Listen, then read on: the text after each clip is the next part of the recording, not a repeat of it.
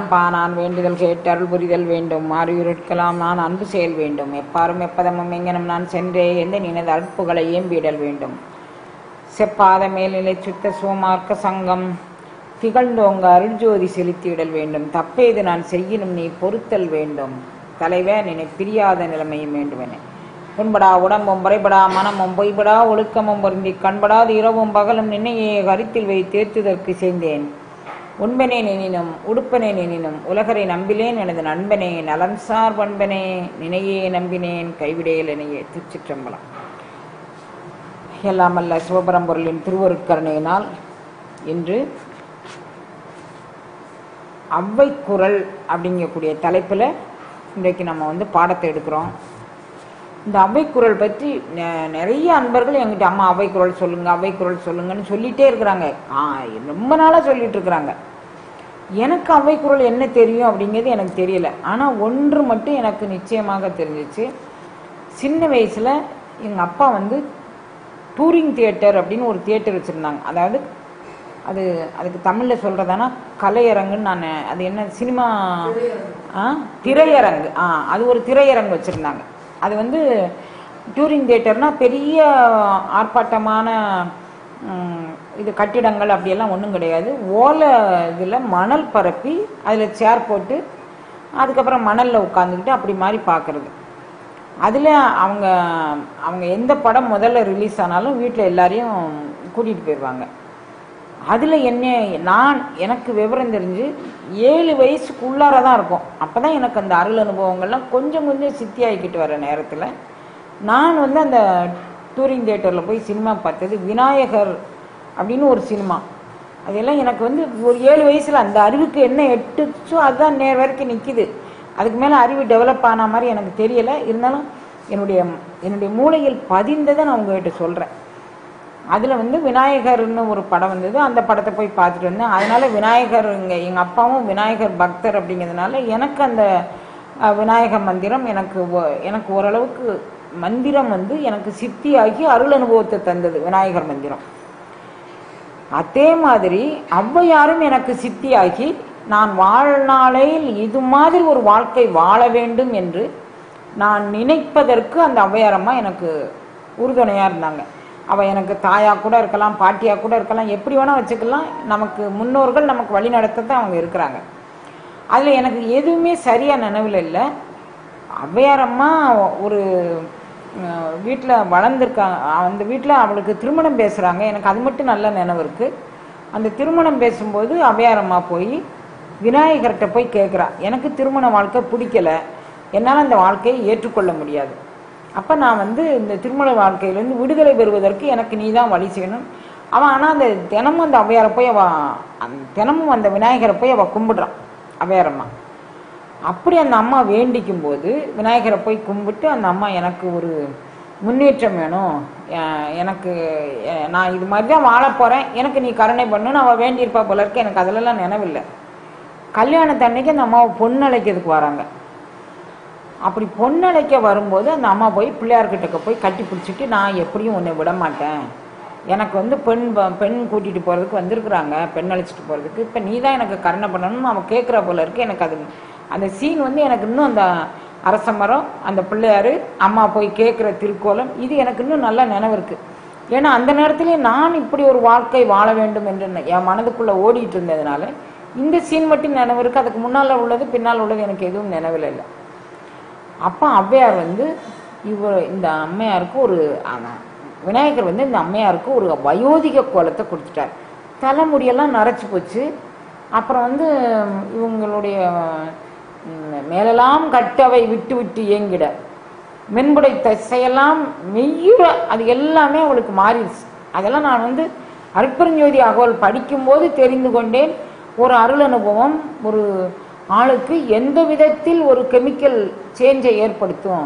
அருள் அனுபவம் ஒரு ஆன்மா அது அருள் அனுபவத்தை வேண்டிய ஆன்மா அதற்குள் நுழைந்தால் என்ன கிடைக்கும், எப்படி இருக்கும் அப்படிங்கிறத பின்னால் வந்த காலத்தில் நான் புரிஞ்சுக்கிட்டேனே தவிர அப்போ எனக்கு புரியக்கூடிய வயது இல்லை.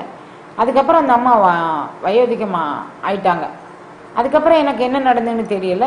நினைவு முடிஞ்ச அது நான் வளர்ந்த பிறகு அந்த ஔவையாருடைய படம் அதெல்லாம் எனக்கு பார்க்க சந்தர்ப்பம் இல்லை. அப்புறம் வந்து அந்த இந்த இது வந்து நம்ம வீட்டில் டிவி வாங்கின புதுசு 75லேருந்து 80 பக்கமாக இருக்கலாம், எனக்கு இப்போ சரியாக நினைவில்லை. சிலோன்லேருந்து ஒரு சேனல் நமக்கு வரும். அது எந்த விதமான இதுவும் இல்லாமல், ஆண்டனா இல்லாமல் அந்த சேனல் நமக்கு வரும். பக்கத்தில் சிலோன் இருக்கிறதுனால வரும் போல இருக்குது. அந்த சிலோன் சேனலில் ஔவையார் போடுதாங்கன்னு கேள்விப்பட்டேன். சரி நம்மளும் அதை உட்காந்து பார்க்கலாம்னா, எனக்கு எது பக்கத்துலேயும் ரொம்ப நேரம் புஸ்தகம் வாசிக்கிறதை தவிர எனக்கு வேறு எதுலேயும் மனம் பற்றாதனால அந்த ஔவையார் படத்தை பார்த்துக்கிட்டு இருக்கும்போது எனக்கு அதில் மனம் பற்றலை. நான் போய் தியானத்துக்கு போயிட்டேன். ஒருவேளை தியானம் பண்ணணுங்கிறதுக்காக வேண்டி இறைவன் அதில் மனம் பற்ற வைக்கலையோ என்னவோ தெரியல. கொஞ்ச நேரம் எனக்கு அது புரியவும் இல்லை, அப்படியே போயிட்டேன். இப்போ இந்த விநாயகர் அகவல் வந்து பாடிய ஔவையார் அந்த விநாயகர் கடவுள்கிட்ட என்ன வேண்டுனா, விநாயகர் எப்படி தும்பிக்கையில் வந்து அவரை கொண்டுட்டு போனாங்க அப்படிங்கக்கூடியதெல்லாம் என் மனதில் தங்கியிருந்ததுனால நாமும் ஒரு குருவாக ஔவையை எடுத்துக்கொண்டு விநாயகரை முழுமுதற் கடவுளாக எடுத்துக்கொண்டால் நமக்கும் இந்த பேர் கிடைக்குங்கிறது என் மனதில் புரிஞ்சிச்சு. அதுக்கு மேலே எனக்கு அந்த அருள் அனுபவம் பற்றியோ அந்த சினிமா பற்றியோ எனக்கு எதுவும் இன்னைய வரைக்கும் எனக்கு அந்த சினிமாவோட ஃபுல் வெர்ஷன் எனக்கு என்ன அப்படின்னு தெரியலை. இது ஔவையார் பற்றி. ஔவையார் பாடிய நூல்கள் அப்படின்னா, ஔவையார் வந்து வெவ்வேறு விதமான ஔவையார்கள் இருந்ததாக சொல்கிறாங்க. சங்க காலத்து ஔவையார் அப்படின்னு ஒரு ஔவையார் இருந்திருக்கிறாங்க. அது 2000 ஆண்டுகளுக்கு முற்பட்டது. அந்த அம்மா சங்கப்பாடலாக 59 பாடல்கள் பாடியதாக ஒரு பதிவு இருக்கு. அந்த ஔவையார் ஒரு அம்மா. இரண்டாவது ஒரு ஔவையார் ஒன்று பாடியிருக்கிறாங்க. அந்த அம்மா வந்து என்ன பாடியிருக்கிறாங்க, என்ன வச்சிருக்கிறாங்க, நூல் எழுதியிருக்கிறாங்களான்னு தெரியலை. அதுக்கப்புறம் ஒரு ஔவையார் வந்திருக்கிறாங்க. அந்த ஔவையார் வந்து சிற்றிலக்கிய நூல்கள் மாதிரி சில நூல்கள் எழுதியிருப்பதாக அந்த ஔவையாரை பற்றிய ஒரு பதிவு இருக்கு. அதுக்கப்புறம் நம்ம விநாயகர் அகவல், அப்புறம் வந்து ஔவைக்குறள், இதெல்லாம் எழுதின ஔவையார் ஒரு ஔவையாராக இருக்க வேண்டும், ஒரே ஔவையாராக இருக்க வேண்டும். அந்த ஔவையார் வந்து கிபி 14ஆம் நூற்றாண்டை சேர்ந்தவர் என்று மு அருணாசலம் என்னும் ஓர் அறிஞர் ஆய்வுபூர்வமாக எழுதி இந்த ஔவையார் வந்து கடைசி 4வது ஔவையாராக விநாயகர் அகவலையும் இதையும் பாடியதாக சொல்கிறாங்க. இந்த ஏற்கனவே பாடிய ஔவையார்களுடைய பாட்டில் இந்த ஆத்திசூடி அதெல்லாம் நிறையா வந்து முழுமையான கருத்துக்கள் நிரம்பிய பகுதி. ஆத்திசூடி, கொன்றைவேந்தன், மூதுரை, நல்வழி இவைகள்லாம் மிக்க பலன் தரக்கூடியது. சாதாரணமாக சின்ன சின்ன வார்த்தைகள் கொண்டு நம்மை நன்னெறிப்படுத்தக்கூடியது இந்த ஆத்திசூடி அப்படின்னு சொல்லக்கூடிய அந்த இது.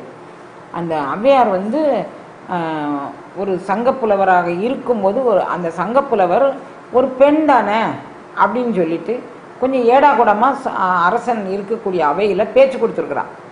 இது நம்ம ஔவையாரா, இப்போ நம்ம ஔவைக்குறள் பார்க்குற ஔவையாரா, விநாயகர் அகவல் எழுதின ஔவையாரான்னு நமக்கு அடையாளம் தான் தெரியல. ஆனால் இது இரண்டையும் எழுதிய ஔவையார் 14ஆம் நூற்றாண்டை சேர்ந்தவங்கன்னு இருக்குது. புலவர்கள் காலத்தில் வாழ்ந்த ஔவையார் அது எந்த காலத்துன்னு சொல்லலை. இப்போ நம்ம எல்லாரும் என்ன நினச்சிக்கிட்டோம், பெண்களுக்கு சுதந்திரமே இல்லை, காலங்காலமாக பெண் உரிமை மறுக்கப்பட்டது, பெண்களுக்கு எந்த விதமான ஆற்றலும் தரப்படவில்லை, அவர்களுக்கு முன்னுரிமை அளிக்கப்படவில்லை அப்படின்னு நம்ம பேசிக்கிட்டு இருக்கிறோம். அதுக்கு ஒரு சங்கம், அது பெண்ணியம் அப்படிங்கக்கூடிய ஈயத்தை வேற அவங்களுக்கு வேற வச்சிருக்கிறாங்க. பெண்ணியம் பெண்ணியம் பெண்ணியம்னு அப்படியெல்லாம் இல்லை. அரசனுக்கு சமமாக இருந்து பெண்கள் வந்து அந்த புலவர்கள் வந்து ஒரு அரசாட்சி பண்ணி அவ்வளவு சுதந்திரம் கொடுத்த பாரம்பரியம் நம்ம பாரம்பரியம். அதை வந்து நமக்கு பதிவு பண்ண யாரும் நெறியாக பதிவு பண்ண தவறிவிட்டார்கள். ஒழுக்கத்தோடு கூடிய பெண்மையை மதிக்க தெரிந்தவர்கள் நம்மளுடைய முன்னோர்கள். அந்த வகையில் அரசனுடைய அவையில் இருக்கும்போது அந்த அவைக்கள புலவர் ஔவையாரை பார்த்து ஒரு கேள்வி கேட்குறார். இவெல்லாம் என்ன பாட தெரியும், இவ என்ன சபையில் வந்து உட்காந்துட்டான் அப்படிங்கிற மாதிரி ஒரு அர்த்தத்தில். அந்த ஒரு கால் இருக்கும், 4 பந்தல் போட்டிருக்கும், அதில் அது என்ன கீரை அடி அப்படின்னு அவர் கேட்குறார். அது கீரை அடின்னு கேட்குறார். அடின்னு இவருக்கு சொன்ன உடனே இந்த அம்மாவுக்கு அவங்களுடைய ஈகோ டச் ஆயிடுச்சு. அப்படியே இது வந்து நிச்சயம் புலவர் ஔவையாராக தான் இருப்பாங்க. ஏன்னா ஞானி ஔவையாருக்கு வந்து ஈகோ டச் ஆகாது. அவங்க 96 தத்துவங்களையும் கடந்த நிலையில். அந்த புலவர் ஔவையார் அம்மா சொல்கிறாங்க, யாரையடா சொன்னால் அது ஆரை கீரையடா அப்படிங்கிறாங்க. என்னை அடி போட்டா பேசுற நீ. அந்த அம்மா அவன் ஒரு அடி தான் போட்டாரு, இவன் 2 அடா போட்டுட்டான். ஆரையடா சொன்னாய் ஆரை கீரையடா. அது ஆராக்கீரைங்கக்கூடிய ஒரு வகை கீரை அப்படின்னு அந்த அம்மா பதிவு பண்றாங்க. அதியமான் அப்படின்னு சொல்லி ஒரு அரசன் இருந்தான். அந்த அரசனுக்கு அரிய வகை நெல்லிக்கனி ஒன்று கிடைத்தது. அது வந்து ஆயுளை நீட்டித்து தரும் அப்படின்னு சொல்லி அந்த அரிய வகை நெல்லிக்கனியை கொடுத்தவர்கள் அந்த ஔவையார் அதை அதியமானுக்கு சொல்ல, அவன் தானே சாப்பிடணும்னு நினைக்கல. நான் சாப்பிட்டா என்ன ஆகப்போ, மிஞ்சி போனா 100 ஆண்டு காலம், இந்த வயசுக்கு 100 ஆண்டு காலம் யோகம் பயிற்சி முயற்சி பண்றவங்க ஆயிரக்கணக்கான எண்ணில் யுகம் இருந்தனன் அப்படின்னு எல்லாரும் பாடியிருக்கிறாங்க. இது அப்படி இல்லை, நம்ம வந்து கொஞ்ச காலம் தானே இருக்க போறோம். ஔவையம்மா சாப்பிட்டா உலகத்துக்கெல்லாம் நல்லது நடக்கும்னு சொல்லி அந்த நெல்லிக்கனியை பத்திரப்படுத்திட்டு வந்து தனக்கனவானா பெருந்தகையாளர்கள் வாழ்ந்து பெண்ணியத்தை முன்னிலைப்படுத்தி அவர்கள் வாழணும் அப்படின்னு கொடுத்தது. அதியமானுடைய மகள் திருமணத்தை ஔவையாரே நடத்தி வைக்கிறாங்க அதியமானுடைய காலத்திற்கு பிறகு. அது சேலத்துல கரபுரேஸ்வரர் கோயில் அப்படிங்கக்கூடிய ஒரு கோயில்ல தான் அந்த திருமணம் நடந்தது. அந்த அம்மா ஒரு தகப்பன் இறந்த பிறகு, ஒரு மன்னன் இறந்த பிறகு அவனுடைய பிள்ளைகளை தானே ஏற்று அந்த குழந்தைங்களுக்கு திருமணம் செய்து வைத்த பெருந்தகை. ஏன்னு கேட்டா அரசன் வந்து இவங்களை அப்படி மதிச்சாங்க. இந்த அம்மாவும் அரசனை மதிச்சு அவனுடைய குழந்தைகளை தன்னுடைய குழந்தைகளாக ஆக்கி கொண்டு அந்த கரபுரேஸ்வரர் கோயிலுங்கக்கூடிய கோயில், சேலத்தில் இருக்கக்கூடிய கோயில், அந்த கோயிலில் இந்த திருமணம் நடத்தி வச்சதாக ஔவையாருடைய சிலை அந்த கோயிலில் முன்னிலையில் வைக்கப்பட்டிருக்கு. இந்த வகையிலெல்லாம் ஔவையாருடைய நிலைகள்லாம் இப்படியா இருக்கு. ஔவையார் அம்மா இலக்கிய ரசனையோடு ஒரு 4 பாடல் பாடியிருக்கிறாங்க. அது எந்த காலத்து ஔவையார் பாடியது அப்படின்னு நமக்கு தெரியல. அந்த ஔவையாருடைய சாதுரியம் புத்திசாலித்தனத்தை முருகக்கடவுளே வந்து அதை பாராட்டவும் செய்து, அதே நேரத்தில் அந்த அம்மாவுக்கு வந்து ஒரு ஞானத்தை மெய்ஞானத்தை தெரிவிப்பதற்காக வேண்டி ஞான குருவாகவும் வந்ததாக ஒரு பேச்சு இது பண்ணுது. அந்த ஔவையாருக்கு தான் அரியது பெரியது கொடியது அப்படிங்கக்கூடிய அந்த ஒரு 4 வகை செய்திகளை அவங்க சொல்றாங்க. அதில் அந்த அம்மா வந்து இந்த அம்மாவுக்கு ஞானம் புகட்டணும்னு நினைச்சு இந்த அம்மா ஒரு மரத்தடியில் ரொம்ப களைப்பாக ஊர் ஊரா திரிந்து புலவர்கள் ஊர் ஊரா திரிந்து பாடி அப்படி மாதிரி தங்களுடைய வாழ்க்கையை ஓட்டுதாங்க. அந்த இடத்துல போய் இவங்க ஒரு மரத்தடியில் சோர்வாக உட்கார்ந்துருக்கும்போது முருகன் வந்து, பாட்டி உங்களுக்கு ரொம்ப தளர்ச்சியா இருக்கா, என்ன எப்படி இருக்கீங்க அப்படின்னு கேட்குறாரு. ஆமாப்பா ரொம்ப தளர்வாக தான் இருக்கிறேன்னு. பழம் போட்டால் சாப்பிட்றீங்களா, கொடுப்பா. ஏன்னா ரொம்ப தளர்வாக இருக்கிறாங்க வயோதிகமா. உடனே கொடுப்பா அப்படின்னு சொல்கிறாங்க. நீ சுட்ட பழம் வேண்டுமா சுடாத பழம் வேணும். நாவல் மரத்து அடியில் உட்கார்ந்துருக்குறாங்க. சுட்ட பழம் சுடாத பழம்னா அந்த பாட்டிக்கு விவரம் தெரியல. அப்போ அப்படின்னா என்ன அப்படின்னு கேட்கலாம். அந்த அம்மா வந்து புலவர்களுக்கு ஈக்குவலாக அவ்வளவு ஞானம் அவ்வளவு கல்வி கற்றவங்க. அப்போ அவங்க போய் ஒரு சின்ன பையன்ட்டு போய் அது என்னன்னு கேட்குறது அந்த அம்மாவுக்கு ஒரு ஈகோ, அதுக்கு நினைப்படுத்தலை. உடனே அந்த அம்மா வந்து அவர்கிட்ட சரி சுட்ட பழமே கொடு அப்படின்ட்டாங்க. உடனே அவர் மரத்துலேருந்து பழத்தை உருக்கி விடுதார். பழங்கள்லாம் கீழே விழுந்துருச்சு. கீழே விழுந்த வேகத்தில் அங்கே இருக்க மரத்தடியில் இடக்க மண்ணில் ஒட்டிக்கிடுச்சு. அந்த அம்மா பழத்தை பறக்கி கையில் வச்சு தொடச்சிட்டு பூன்னு இருக்கிற 1-2 கல்லையும் ஊதிட்டு சாப்பிட்றாங்க. பாட்டி பழம் மிகவும் சுடுகின்றதோ அப்படின்னு சொல்லி அவர் கேட்குறார். அது சொல்ல, பெரிய இரும்புக்கு கூட நாணாத கோடாலி கதலி தண்டுக்கு நாணி விட்டது. சின்ன பையன், ஒரு பொடி பையன், என்னை வந்து அவனுடைய ஆளுமை திறத்தாலும் அவனுடைய அறிவு பண்பாலும் என்னை ஜெயிச்சிட்டான் பார்த்தியா. எதுக்கு நாணாத கோடாலி தண்டு, பெரிய பெரிய தேக்கு மரம், அந்த மரம் இந்த மரம், அதை போட்டு கீறுனா வைரம் பாஞ்ச மரங்களை கூட வெட்டி வீழ்த்திய என்னுடைய அறிவு ஆரையடா சொன்னா ஆரை கீரையடான்னு அவ்வளோ பெரிய சபையில் போய் அவ்வளோ சொன்னவங்க ஒரு பையன் சுட்ட பழம் வேணுமா சுடாத பழம் வேணுமான்னு கேட்கும்போது, நான் கதலி தண்டுக்கு, கதலி தண்டில் போய் மம்பட்டி இது கோடலியை போட்டோம்னா கதலி தண்டு ஈரமாக இருக்கிறதுனாலையும் வலு இல்லாதனாலையும் வலிக்கிக்கிட்டு போகுது, சில்கியாக இருக்கும் தண்டு, மரத்தினுடைய வாழை மரத்தோடைய தண்டு. அதனால் அந்த கதலி தண்டுக்கு என் மனசு என்னுடைய அறிவு போட்டுச்சு அப்படின்னு அவன் பார்க்கும்போது ஸ்ரீமுருகன் தான் அவருக்கு காட்சி கொடுத்ததாக அவங்க நினைக்கிறாங்க. அந்த நேரத்தில் உனக்கு என்ன வேணும் அப்படின்னு சொல்லி கேட்கும்போது அந்த அம்மா வந்து என்னெல்லாம் பெருசா சிறுசா என்ன வேணும் அப்படின்னு சொல்லி அவங்க கேட்குறாங்க. அதை கேட்குறதுக்கு அந்த பையன் வந்து பாடல் பாடி சொல்கிறான். நான் வந்து நான் அந்த பேப்பரை எங்கேயும் எடுத்து வச்சுட்டு வந்துட்டிய?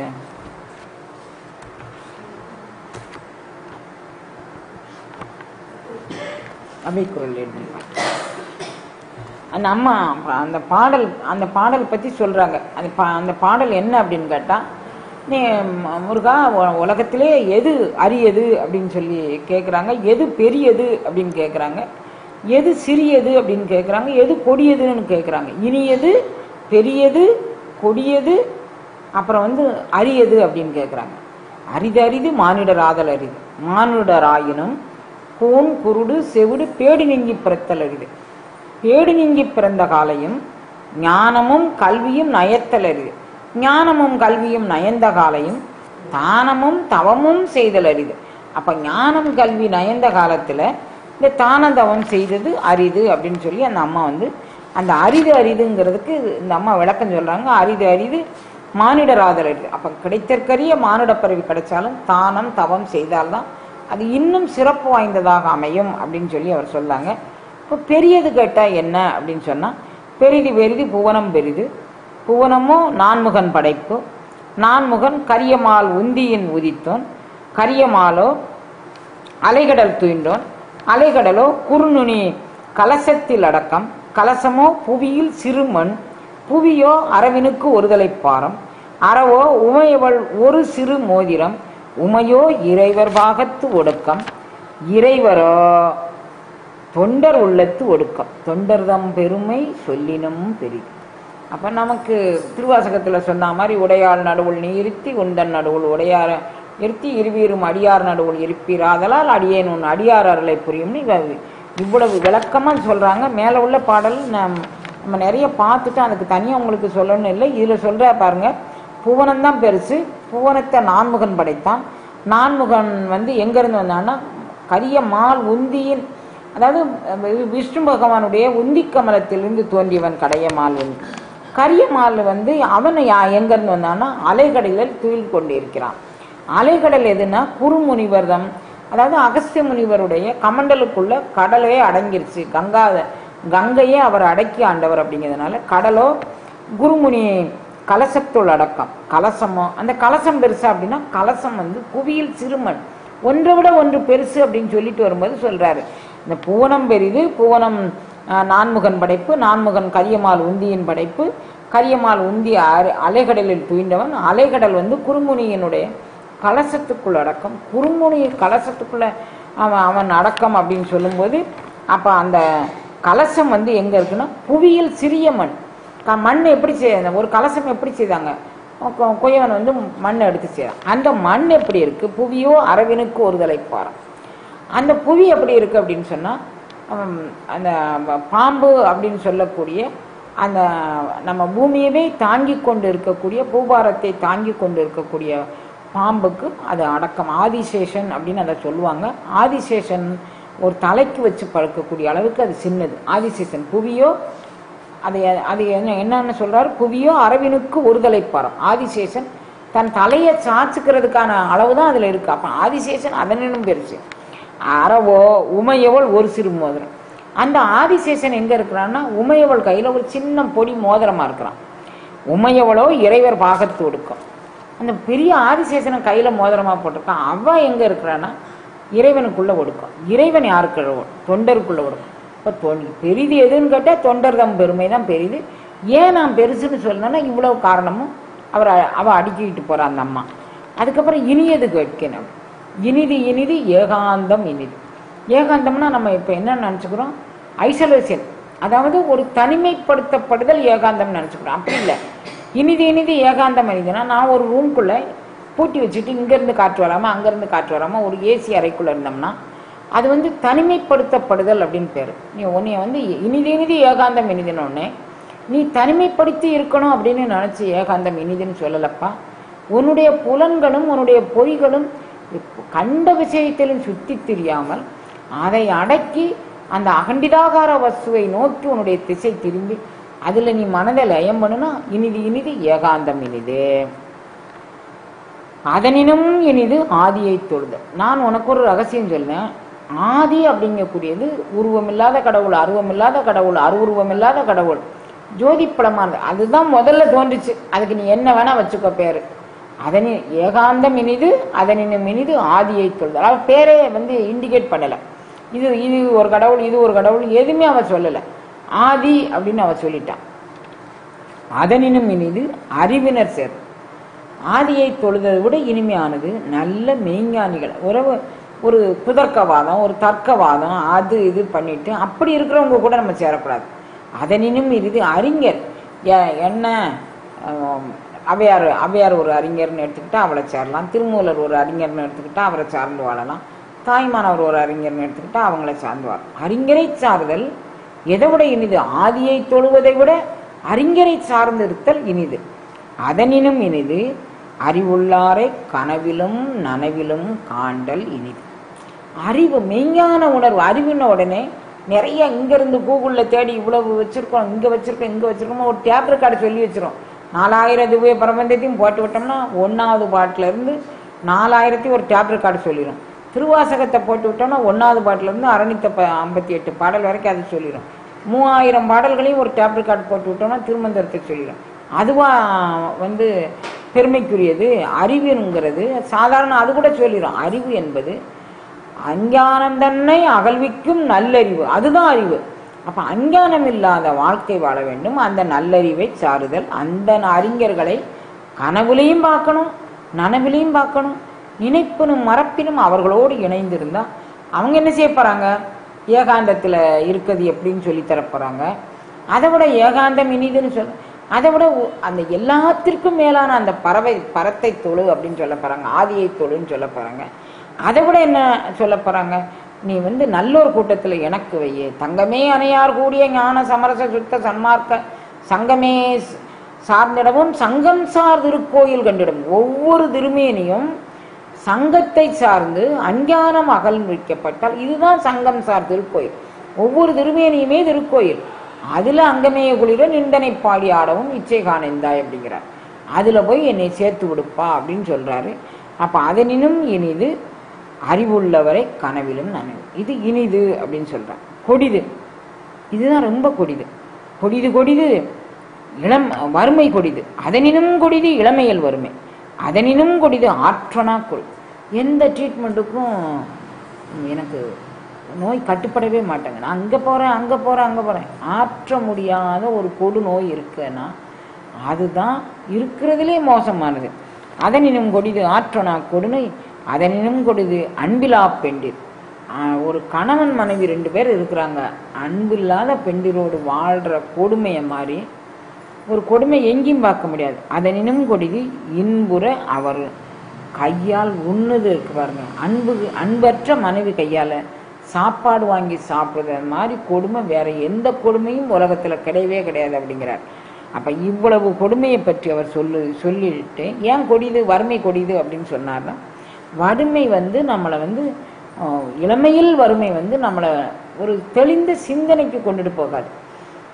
அந்த வறுமை சாப்பாடை பற்றி மட்டுமே சிந்திக்க வச்சுக்கிட்டு இருக்கோம். அந்த சாப்பாடு தவிர்த்து நமக்கு என்னெல்லாம் செய்யணும் அப்படின்னு சொன்னால், அந்த சாப்பாடு தவிர்த்து பசி வந்திட 10 பறந்து போகும் அப்படின்னு சொல்லியிருக்கிறாங்க. சாப்பாடு பசியாக வந்துட்டோம் அப்படின்னு சொன்னால் நமக்கு என்னெல்லாம் நம்மளை விட்டு போகும் அப்படின்னு சொல்கிறாங்க. மானம், குலம், கல்வி, வன்மை, தானம், தவம், முயற்சி, தாளாண்மை, தேனினும் ஒளிந்த பெண்மையின் சுகம் அத்தனையும் பசி வந்துட 10 பறந்து. இவ்வளவு குணங்களும் பசின்னு வந்துட்டோன்னா எல்லாம் போயிடும். அப்போ இது எல்லாம் போச்சுன்னா ஒருத்தன் செயல்திறன் இல்லாமல் இருப்பான். அந்த செயல்திறன் இல்லாமல் இருப்பது சமுதாயத்திற்கு நன்றல்ல. ஆற்றல் மிக்க இளைஞர்கள், ஆற்றல் மிக்க பெண்கள், இவர்கள் தான் சமுதாயத்துக்கு தேவை. அவங்க வறுமையில் வாடுனா சமுதாயம் நல்ல சமுதாயம் உருவாகாது என்று ஒரு புதிய விதமான சிந்தனையை நம்ம எல்லாருக்கும் அந்த அம்மா கொடுக்குறாங்க. அது தவிர என்ன கொடுக்குறாங்க அப்படின்னா, இந்த இதில் நல்வழி, மூதுரை, இதிலெல்லாம் அந்த அம்மா லட்டான கருத்துக்கள் பதிஞ்சு வச்சுருக்குறாங்க. அது இந்த அம்மாவா அப்படின்னு தெரியல. நான் அவ்வையாருங்கக்கூடிய பொது தலைப்பில் உங்ககிட்ட சொல்லேன். கற்பனப்படுவது சொல் திறம்பாமை. ஆண் பெண் இருபாலருக்கும் கற்புங்கிறது உடல் சார்ந்ததாக நீங்கள் நினைக்கிறீங்க. அது இல்லை. அது வாக்கில் சத்தியம் இருந்தால், வாக்கினில் உண்மை ஒளி உண்டாகுன்னு அது உணர்வு அனைத்திலும் உண்மையை தரும். சும்மா இங்கே போய் பேசி அங்கே போய் பேசி அங்கே போய் பேசி என்ன கொண்டுட்டு போகிற? அப்போ வாக்கினில் வந்து உண்மை ஒளி உண்டாகணும்னா சொல் திறம்பாமை தான் கற்புன்னு படுது. அது ஆண் பெண் இருபாலருக்கும் அந்த கற்பு அப்படிங்கிறது சமம் அப்படின்னு சொல்கிறாரு. அப்புறம் கற்புன்னு பெண்களுக்கு ஒரு இலக்கணம் சொல்கிறான். காவல் தானே பாவையருக்கு காப்பு. பாவை பெண்களுக்கு அவங்கவங்க சிறை காக்கும் காப்பு என்ன எவன் செய்யும்? நான் வந்து என்னை வீட்டுக்குள்ளே வச்சு கதை வச்சு பூட்டி வச்சுக்கிட்டா இப்போ இருக்கிற நவீன சாதனங்கள் மூலமாக என்னென்னவனாலும் செஞ்சுக்கலாம். அப்போ அந்த காலத்தில் அவர் எழுதி வச்சுட்டார், சிறை காக்கும் காப்பு எவன் செய்யும், மகளிர் நிறை காக்கும் காப்பே காப்பு அப்படிங்கிறார். அப்போ இந்த காப்புக்கு அவன் இந்த விளக்கணம் சொல்லும்போது அவர் ரொம்ப சுலபமாக சொல்லிட்டார் பாருங்க. காவல் தானே பாவையருக்கு அழகு. அவங்கள காத்துக்கிறது தான் அவங்களுக்கு அழகே தவிர இது எதுவுமே அவங்க பெண்கள்ங்கிறதுக்காண்டி சார்ந்தும் பேசலை. பெண்ணுக்கு என்ன நியாயம், ஆணுக்கு என்ன நியாயம், அவங்க எப்படி இருக்கணும், சமுதாய சிந்தனை எப்படி இருக்கணும் அப்படிங்கிறத மிக அருமையாக வழிகாட்டுறாங்க. இது தவிர அந்த அம்மா வந்து நிறைய எழுதியிருக்கிறாங்க. நான் கொஞ்சம் அங்கே ஒன்று இங்கே ஒன்றுமா உங்களுக்கு எடுத்து சொல்கிறேன். ஒருவேளை இப்போ சித்தர் பாடல்கள் லைனில் இருக்குது, ராமாயண லைனில் இருக்குது, பாரத லைனில் இருக்குது, இப்போ ஆத்திசூடி இதெல்லாம் இன்னும் லைனுக்கு கொஞ்சம் வந்ததுன்னா அப்போ இதுக்கான விளக்கத்தை நம்ம கொஞ்சம் இது பெருசாக பார்க்கலாம். அப்போ என்ன சொல்கிறாரு, இந்த கோடி எதெல்லாம் கோடிப்படும்னா மதியாதார் முற்றம் மிதியாமை கோடிப்படும். நம்ம நாட்டு பெருமையை நாம் எல்லா இடத்துலையும் சொல்ல வேண்டியிருக்க, நம்ம நாட்டில் உள்ள பெருமையை பேசாட்டி கூட பரவாயில்ல, இன்னொரு நாட்டில் போய் காசு பணத்திற்காக வேண்டி நம்ம பேசிட்டு வந்த பிறகு நம்மளை கேவலமாக பேசுகிறாங்க. அப்போ மதியாதார் தலை முற்றம், முற்றத்திலே போய் நிற்காதடா அப்படிங்கிறான். காசுக்காக வேண்டியும் பணத்துக்காக வேண்டி நம்ம கலாச்சாரத்தையும் நம்ம பண்பாடையும் இன்னொரு நாட்டில் போய் சொல்லாங்களே. மதியாதார் முற்றம் மிதியாமை கோடிபர். நீ கோடிக்கணக்கான செல்வத்துக்கு அதிபதியாக இருக்கப்பா இருப்ப, அதுவே உனக்கு கோடி தானே. போய் காசு பணத்துக்கு லோன்னு போய் வெளிநாட்டில் போய் அப்படி தொங்கிக்கிட்டு இருக்க பாரு, இது எவ்வளவு கேவலம் அப்படின்னு சொல்கிறான். அதுக்கு பிறகு சொல்கிறா, கோடி கொடுத்தும் குடிப்பிறந்தாருடன் கூடி இருத்தல் கோடி பெறும்.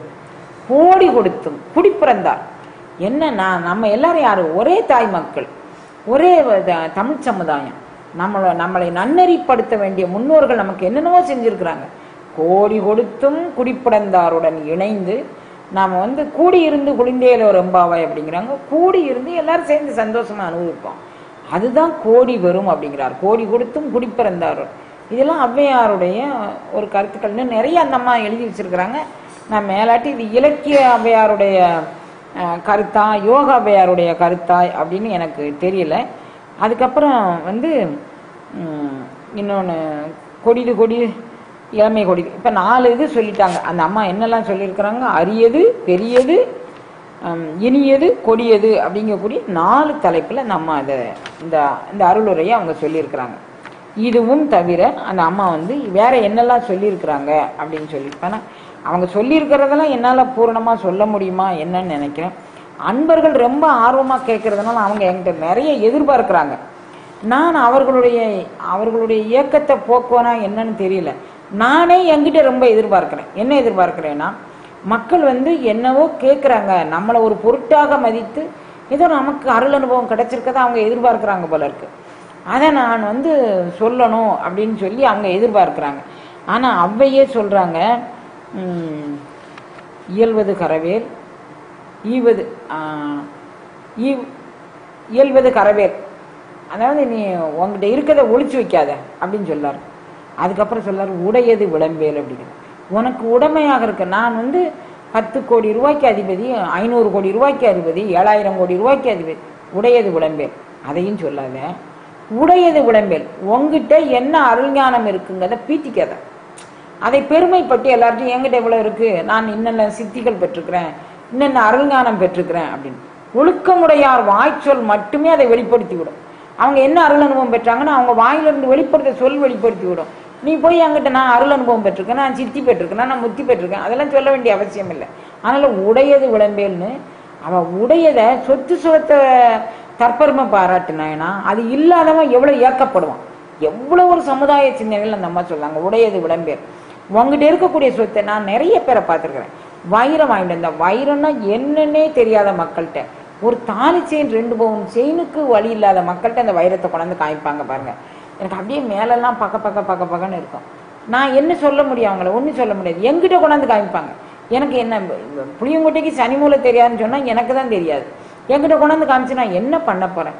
அதை தொட்டு கண்ணை மூடிட்டு இது பாருங்க என்னத்தை பார்க்கறது? அப்போ உடையது விளம்பேல் அந்த சமுதாய சிந்தனையோடு அது இல்லாதவங்க ஏங்கி பெருமூச்சு விடுவாங்க. நமக்கு ஒரு தாழ்ச்சியும் கூட எடுக்கிறதுக்கு வழி இல்லை பத்தியா, இவங்க இதெல்லாம் போட்டுக்கிறாங்க பத்தியா, அது மாதிரி அவங்க நினைக்க மாட்டாங்களா? அதனால உங்ககிட்ட இருக்கிறத நீ எல்லார்கிட்டையும் பெருமையா சொல்லாத. அது ஒரு பக்கம். உடையது விளம்பேல் நீ என்ன ஆன்ம லாபம் அனுபவித்தாயோ, நீ என்ன மெய்ஞான உணர்வு பெற்றாயோ அதை யாருக்கிட்டையும் சொல்லாது. அது உங்ககிட்ட இருக்கு அப்படின்னா உங்ககிட்ட இருந்து வீசக்கூடிய அருட்கலைகள் அதை காட்டி கொடுத்துரும். நீ அதுக்காண்டி தனியா என்கிட்ட இது இருக்கு அப்படின்னு சொல்லி நீ யார்கிட்டக்கே நீ சொல்லணும்னு அவசியம் கிடையாது. அதை அப்படியே விட்டுரு அப்படின்னு சொல்றாவா. உடையது விளம்பேல் உங்ககிட்ட இருக்கக்கூடியதை நீ எல்லார்கிட்டையும் போய் பெருசா தம்பட்டம் அடிச்சு பீத்திக்காத அப்படின்னு சொல்றான். அப்படி மாதிரி சமுதாய சிந்தனைகளுக்கு நிறைய சொல்லியிருக்கிறான். இந்த அவையும் நாம் இப்போது அவைக்குரல் சொல்லக்கூடிய அவையும் ஒன்றா அப்படிங்கிறது எனக்கு தெரியல. ஆனா 14ஆம் நூற்றாண்டில் உண்டான அவை தான் அருணாசலம் அப்படிங்கக்கூடிய ஒரு பெரியவர் ஆய்வு பண்ணி விநாயகராகவலும் இதுவும் அவங்க தான் எழுதியிருக்கிறாங்கன்னு அவர் பதிவு பண்ணியிருக்கிறார். அப்போ அது எந்த அடிப்படையில் அவர் பதிவு பண்ணியிருக்கிறாரு அப்படிங்கிறத நான் ரொம்ப ஆராய்ச்சி பண்ண விரும்பலை. இப்போ நமக்கு இந்த அவைக்குரலினுடைய தத்துவம் முழுவதும் சொல்றதானா என்னால் முழுமையாக சொல்ல முடியுமா என்ன அப்படிங்கிறது எனக்கு தெரியலை. என்னால் முடிந்த அளவுக்கு நான் நீங்கள் என்கிட்ட ரொம்ப எதிர்பார்ப்பு இல்லாமல் இதை கேளுங்க. ஏன்னா எதிர்பார்த்து கேட்டீங்கன்னா நீங்கள் சொல்றதெல்லாம் நான் சொல்றேனா என்னன்னு, நீங்கள் கேட்கறதெல்லாம் நான் சொல்றேனா என்னன்னு எனக்கு தெரியாது. இது சொல்லும் பொருளும் இறந்த சுடரை, நெல்லிக்கனியை, தேனை, பாலை, நிறையின் அமுதின் சுவையை பற்றி பேசக்கூடியது. இது சாதாரணமான விளக்கம் இல்லை. இது மெய்ஞான உணர்வு நிலையை பற்றி பேசக்கூடியது. அந்த மெய்ஞான உணர்வு நிலை எவ்வாறெல்லாம் இருக்குங்கிறத பற்றி பேசக்கூடியது. இப்போ பாடல்கள் அப்படின்னு எடுத்துக்கிட்டோம்னா இலக்கிய பாடல்கள், இலக்கண பாடல்கள் அப்படின்னு நம்ம எடுத்துக்கிட்டோம்னு வச்சுக்கோங்க.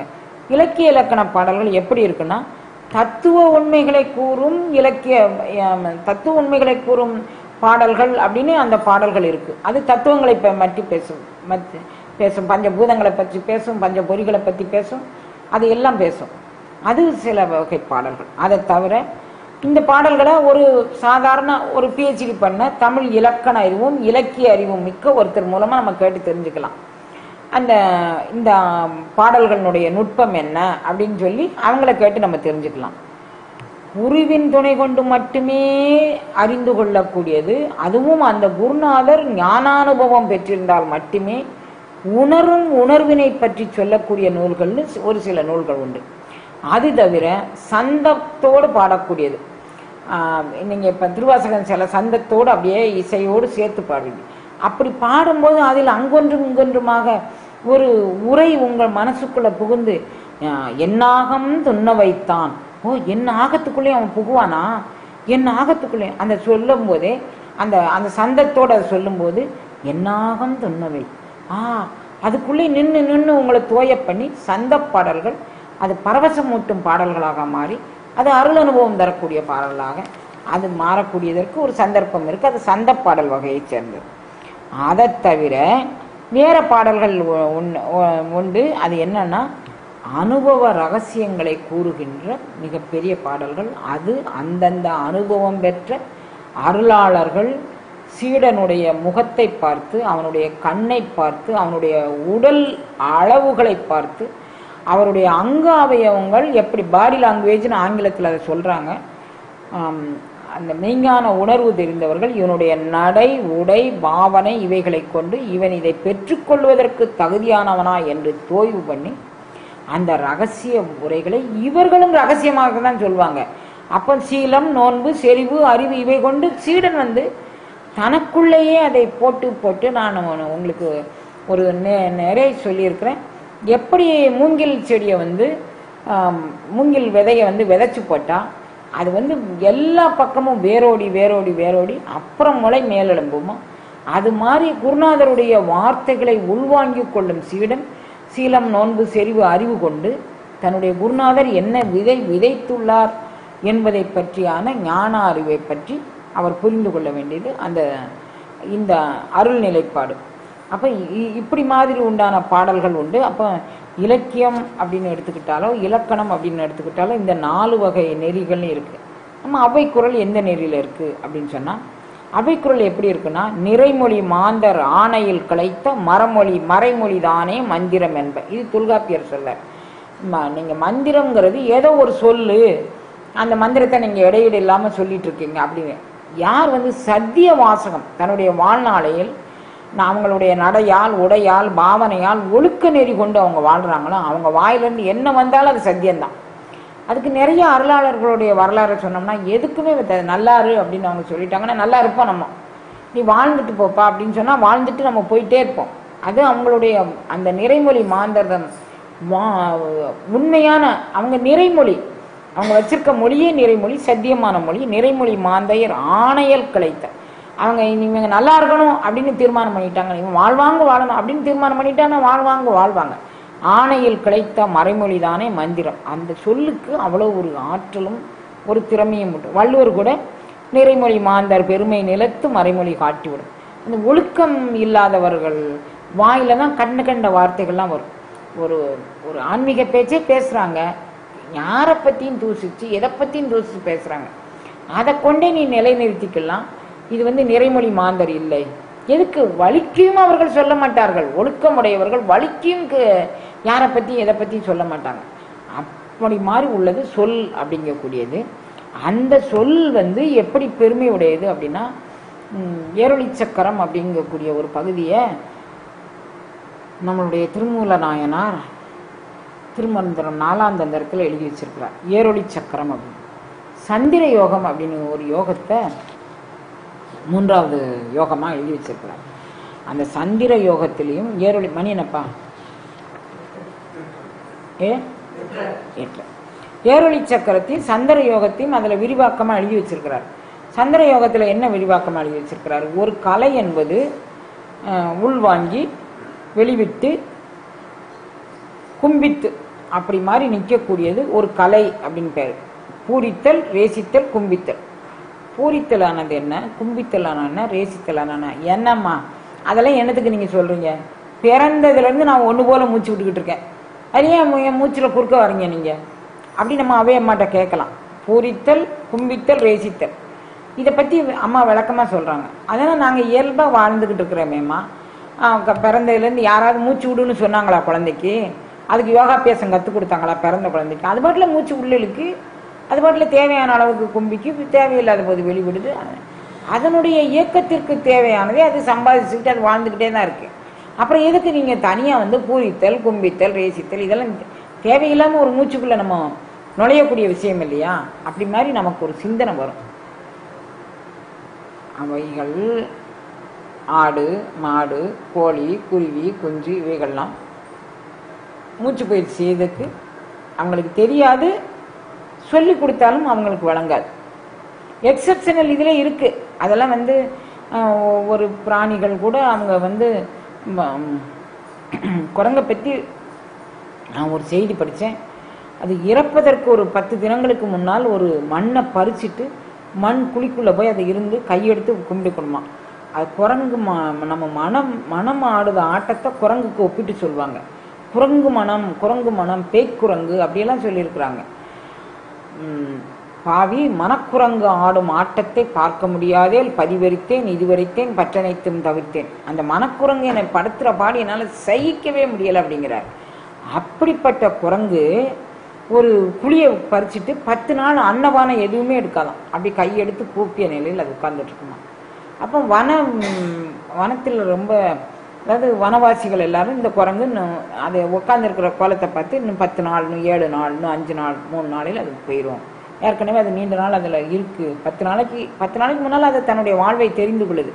அது சில உள்ளுணர்வின் மூலமாக அது போயிடுது. இப்போ நமக்கெல்லாம் யாராவது நாடி பிடிச்சி பார்ப்பாங்க. அந்த காலத்தில் நாடி பிடிச்சி பார்க்கவங்க நாடி பிடிச்சா இன்னும் 1 வாரம் தாங்கும், உறவினர்களுக்கு தகவல் கொடுங்க அப்படின்லாம் சொல்லுவாங்க.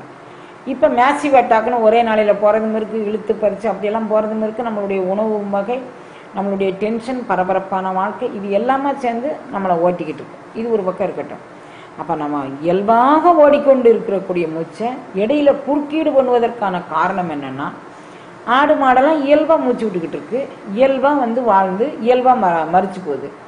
ஆடுக்கு கேன்சர் வந்துச்சு, கோழிக்கு கேன்சர் வந்துச்சு, வந்திருக்கும். ஆனால் அவைகள் வந்து எந்த மருத்துவ ஆலோசனை பெற்றும் அது மாதிரிலாம் வாழ்ந்ததில்லை. அவங்க இயல்பாக வாழ்கிறாங்க, இயல்பாக போயிடறாங்க. நமக்கு பரபரப்பு மிக்க வாழ்க்கை, அது வேணும், இது வேணும், இது வேணும், இது வேணும், இது வேணும் நமக்கு. அப்போ அந்த அந்த ஓட்டம் வந்து சர ஓட்டம் நமக்கு அதிகமாக ஓடும்.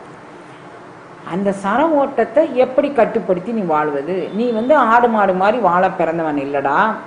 நீ எண்ணிலி யுகம் இருக்கலாம். உனக்கு இறைவன் அப்படி ஒரு வித்தையை கொடுத்துருக்கான். உன்னுடைய உடல் அமைப்பு, உன்னுடைய வாசி அமைப்பு, இதை வந்து எண்ணற்ற காலம் நீ இருந்து பார்க்கலாம். அப்படி மாதிரி உனக்கு ஒரு தகுதியை இறைவன் கொடுத்துருக்கிறான். அந்த தகுதியை கொடுத்த இறைவனை அவன் வந்து எப்படி இருக்கிறான் அந்த இறைவன் அப்படின்னா, ஆதி ஈரில்லான் தன்னை அமைந்த காரணம் ஒன்றிலான் கோதிலான் கணத்துளண்டம் கோடி செய்து அளிக்கவெல்லாம். அப்படிப்பட்ட அகண்டிதாகாரமானவனை உன்னுடைய உடலுக்குள்ளே நீ நிறுத்தலாங்கன்னு. உலகலாம் தேடியும் காணோனாத அந்த பரம்பொருளை நீ உன்னுடைய உடலிற்குள் நிறுத்தக்கூடிய அதிவல்லமை உடையது இந்த வாசி. அந்த வாசியை பற்றி நீ தெரிஞ்சுக்கோ, ஒரு பிறவினாலும் தெரிஞ்சுக்கோ. ஒருமைக்கண் கற்ற கல்வி எளிமையும் ஏமாப்படைத்து. இந்த பிறவில நீ இப்போ படிச்சுட்டேன்னு வச்சுக்கோங்க, காதல்னாலும் வாங்கிக்கோ. வாங்கிக்கிட்டு இந்த பிறவில நான் வந்து இப்படியெல்லாம் இருக்க போகிறேன் அப்படின்னு வாங்கிக்கிட்டேன்னா, ஒருமைக்கண் கற்ற கல்வி, இந்த பிறவில நீ கற்ற கல்வி 7 பிறப்புக்கும் உனக்கு வந்து அது வந்து துணையாக நிற்கும் அப்படின்னு சொல்லி எல்லாம் வள்ளுவம் சொல்லுது. நம்ம ஆண்டாள் நாச்சியார் பக்கத்தில் சிறுவித்தூர் நமக்கு ரொம்ப பக்கம், ஒரு 1.5 மணி நேரம் 1 மணி நேரம் பயணத்தில் போய் சேர்ந்துடலாம். அம்மா சொல்லலாம், எற்றைக்கும் 7 பிறப்புக்கும் ஒன்றனோடு உற்றோமை ஆவோம் உமக்கே நாம் ஆட்பட்டோம்.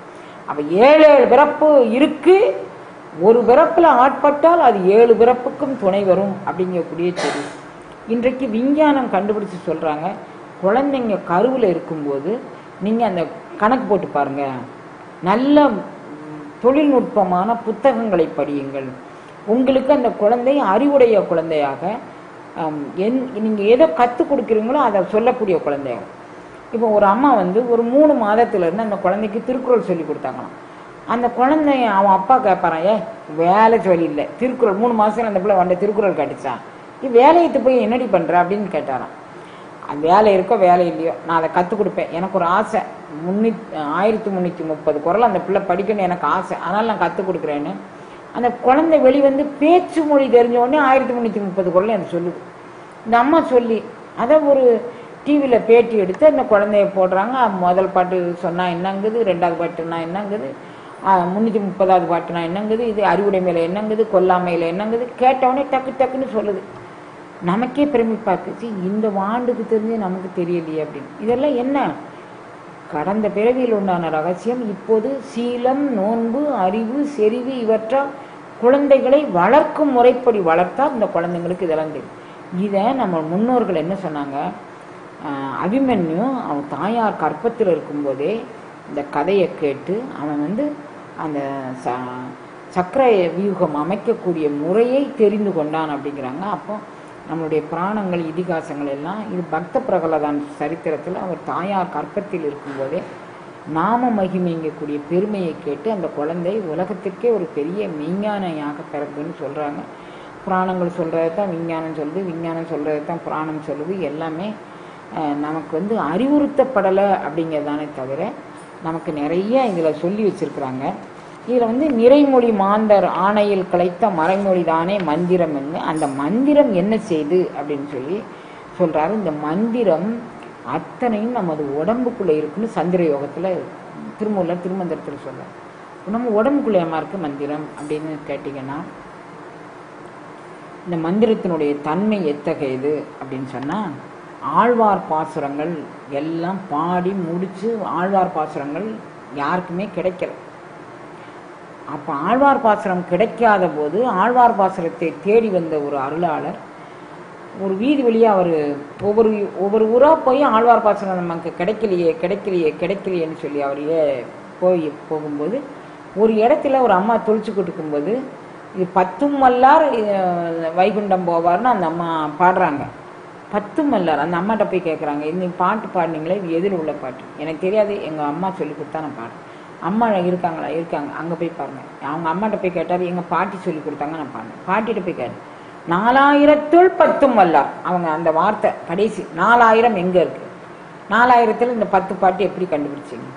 தெரியலையே. 4000 10 பாட்டு அந்த அம்மா சொல்லிட்டாங்க. அதில் சீர் தலை என்னென்ன இருக்கோ அவங்க வழி வழியாக சொல் வழியாக வந்தது. அப்போ அதை கண்டுபிடிக்கிறதுக்காக வேண்டி இவர் போய் ஒரு இடத்துல உட்காந்து தவம் பண்ணுறாரு. இந்த மந்திர ஆற்றல்கள் எப்படி நம்ம உடம்புக்குள்ளே கிடைக்கி அப்படின்னா, இப்போ நீங்கள் இதை உள்வாங்கிக்கிட்டீங்கன்னா உங்களுக்கு மிக சுலபமாக இது வந்துடும். அதாவது ஒரு மனிதன் உள்ள ஒரு மூச்சு இழுக்கான். உள்ள ரேசித்தல் அப்படின்னு பேர், பூரித்தல் அப்படின்னு பேர். உள்ள இழுக்கிற மூச்சுக்கு பேர் பூரித்தல் அப்படின்னு. அப்புறம் அந்த தேக்கி வைக்கிறான், அடக்கி வைக்கிறான், அதுக்கு பேர் கும்பித்தல் அப்படின்னு பேர். வெளியே விடுறான், அதுக்கு பேர் ரேசித்தல். பூரகம், கும்பகம், ரேசம். இது ஒரு கலை அப்படின்னா என்னன்னு தெரிஞ்சுக்கோங்க. ஒரு முறை பூரித்து, ஒரு முறை கும்பித்து, ஒரு முறை வெளிவிடுறது. அந்த பூரித்தல் கும்பித்தல் எத்தனை நொடி நடக்கணும் அப்படிங்கிறதுக்கு எல்லாரும் அவங்கவுங்க ஒரு வரலாறு வச்சுருக்குறாங்க. முதல் நாளே அந்த பயிற்சியெல்லாம் செய்ய முடியாது. 12 ஆண்டு காலம் செய்தால் உனக்கு இது சித்தி ஆகும்னு அவங்களே பாடி வச்சுருக்குறாங்க. நாமும் 12 ஆண்டு காலம். எத்தனை வயசுக்குள்ளே? 12 வயதில் தொடங்கி 24 வயதுக்குள்ளே முடித்தா 12 ஆண்டு காலம் போகும். நீ 24 வயதில் இதை தொடங்கினீங்கன்னு சொன்னால் நீ 48 வயசு 50 வயசுக்கு பிறகு தான் இது உனக்கு சித்தியாகும். ஏனெனில் எண்ணங்கள் சிந்தனைகள் உனக்குள்ள தோய தோய இதில் அவ்வளவு சுலபமாக இதை பெற்றுவிட முடியாது. அப்போ ஒரு மனிதன் காற்றை உள்ளிழுத்து அவன் கும்பிக்கும் போது அங்கே என்ன நடக்கு, உடலில் என்ன வேதித்தல் நடக்கு அப்படின்னு சொல்லி பார்த்தீங்கன்னா, அந்த வேதித்தலானது இந்த அதாவது 51 அக்கரங்கள் கொண்ட எழுத்துக்கள் அத்தனையும் மூலாதாரத்தில் அது எந்த விதமான செயல்திறனும் இல்லாமல் அப்படியே அடங்கி கிடக்கின்றன. அப்படி அடங்கி கிடக்கின்ற அந்த எழுத்துக்கள் நாம் பூரித்து கும்பித்து ரேசித்தோமானால் அவைகள் ஒரு அசைவுக்கு வரக்கூடிய தன்மை செய்து நம்ம எவ்வளவுக்கு எவ்வளவு அந்த முறையாக நெறியாக சரணாகதியோடு இடையீடு இல்லாமல் அப்படி நம்ம செய்தோம். இதில் ரொம்ப முக்கியம், குறிப்பிட்ட நேரத்தில் அந்த பயிற்சியை செய்யணும். காலையில் 4 மணினா 4 மணிக்கு செய்யுங்க, 5 மணினா 5 மணிக்கு செய்யுங்க, 6 மணி 5 நிமிட நேரம் முன்பின்னா இருக்கலாம். அதில் எந்த விதமான காம்ப்ரமைஸும் நம்ம பண்ணிக்க வேண்டியதில்லை. 5 நிமிஷம் மனித இயக்கத்துக்கு அது ஒன்றும் பிரச்சனை இல்லை, 10 நிமிஷம் கூட பிரச்சனை இல்லை. ஆனால் இன்றைக்கி நான் 10 மணிக்கு தான் இதை செய்வேன், நாளைக்கு 12 மணிக்கு தான் செய்வேன். இதுதான் நமக்கு சாத்தியமா? இதுக்கு மேலே நமக்கு சாத்தியம் இல்லை. என்ன இதெல்லாம் கம்பல் பண்ணாங்க, எனக்கு எது உண்டு? அப்போ நம்ம இன்னும் பல பிறவிகளாக இப்படி ஒரு சந்தர்ப்பம் கிடைச்சும் நம்ம இன்னும் மாடா கோழியா குருவியா இருக்க தான் நம்ம அறிவு அவ்வளோதான் வந்திருக்கு, அதுக்கு மேலே வரல. அப்போ ஒரு குரங்கு கூட தன்னுடைய இறப்பு நிலையை பற்றி தெரிஞ்சு வச்சிருக்கு, நமக்கு அது கூட தெரியலை.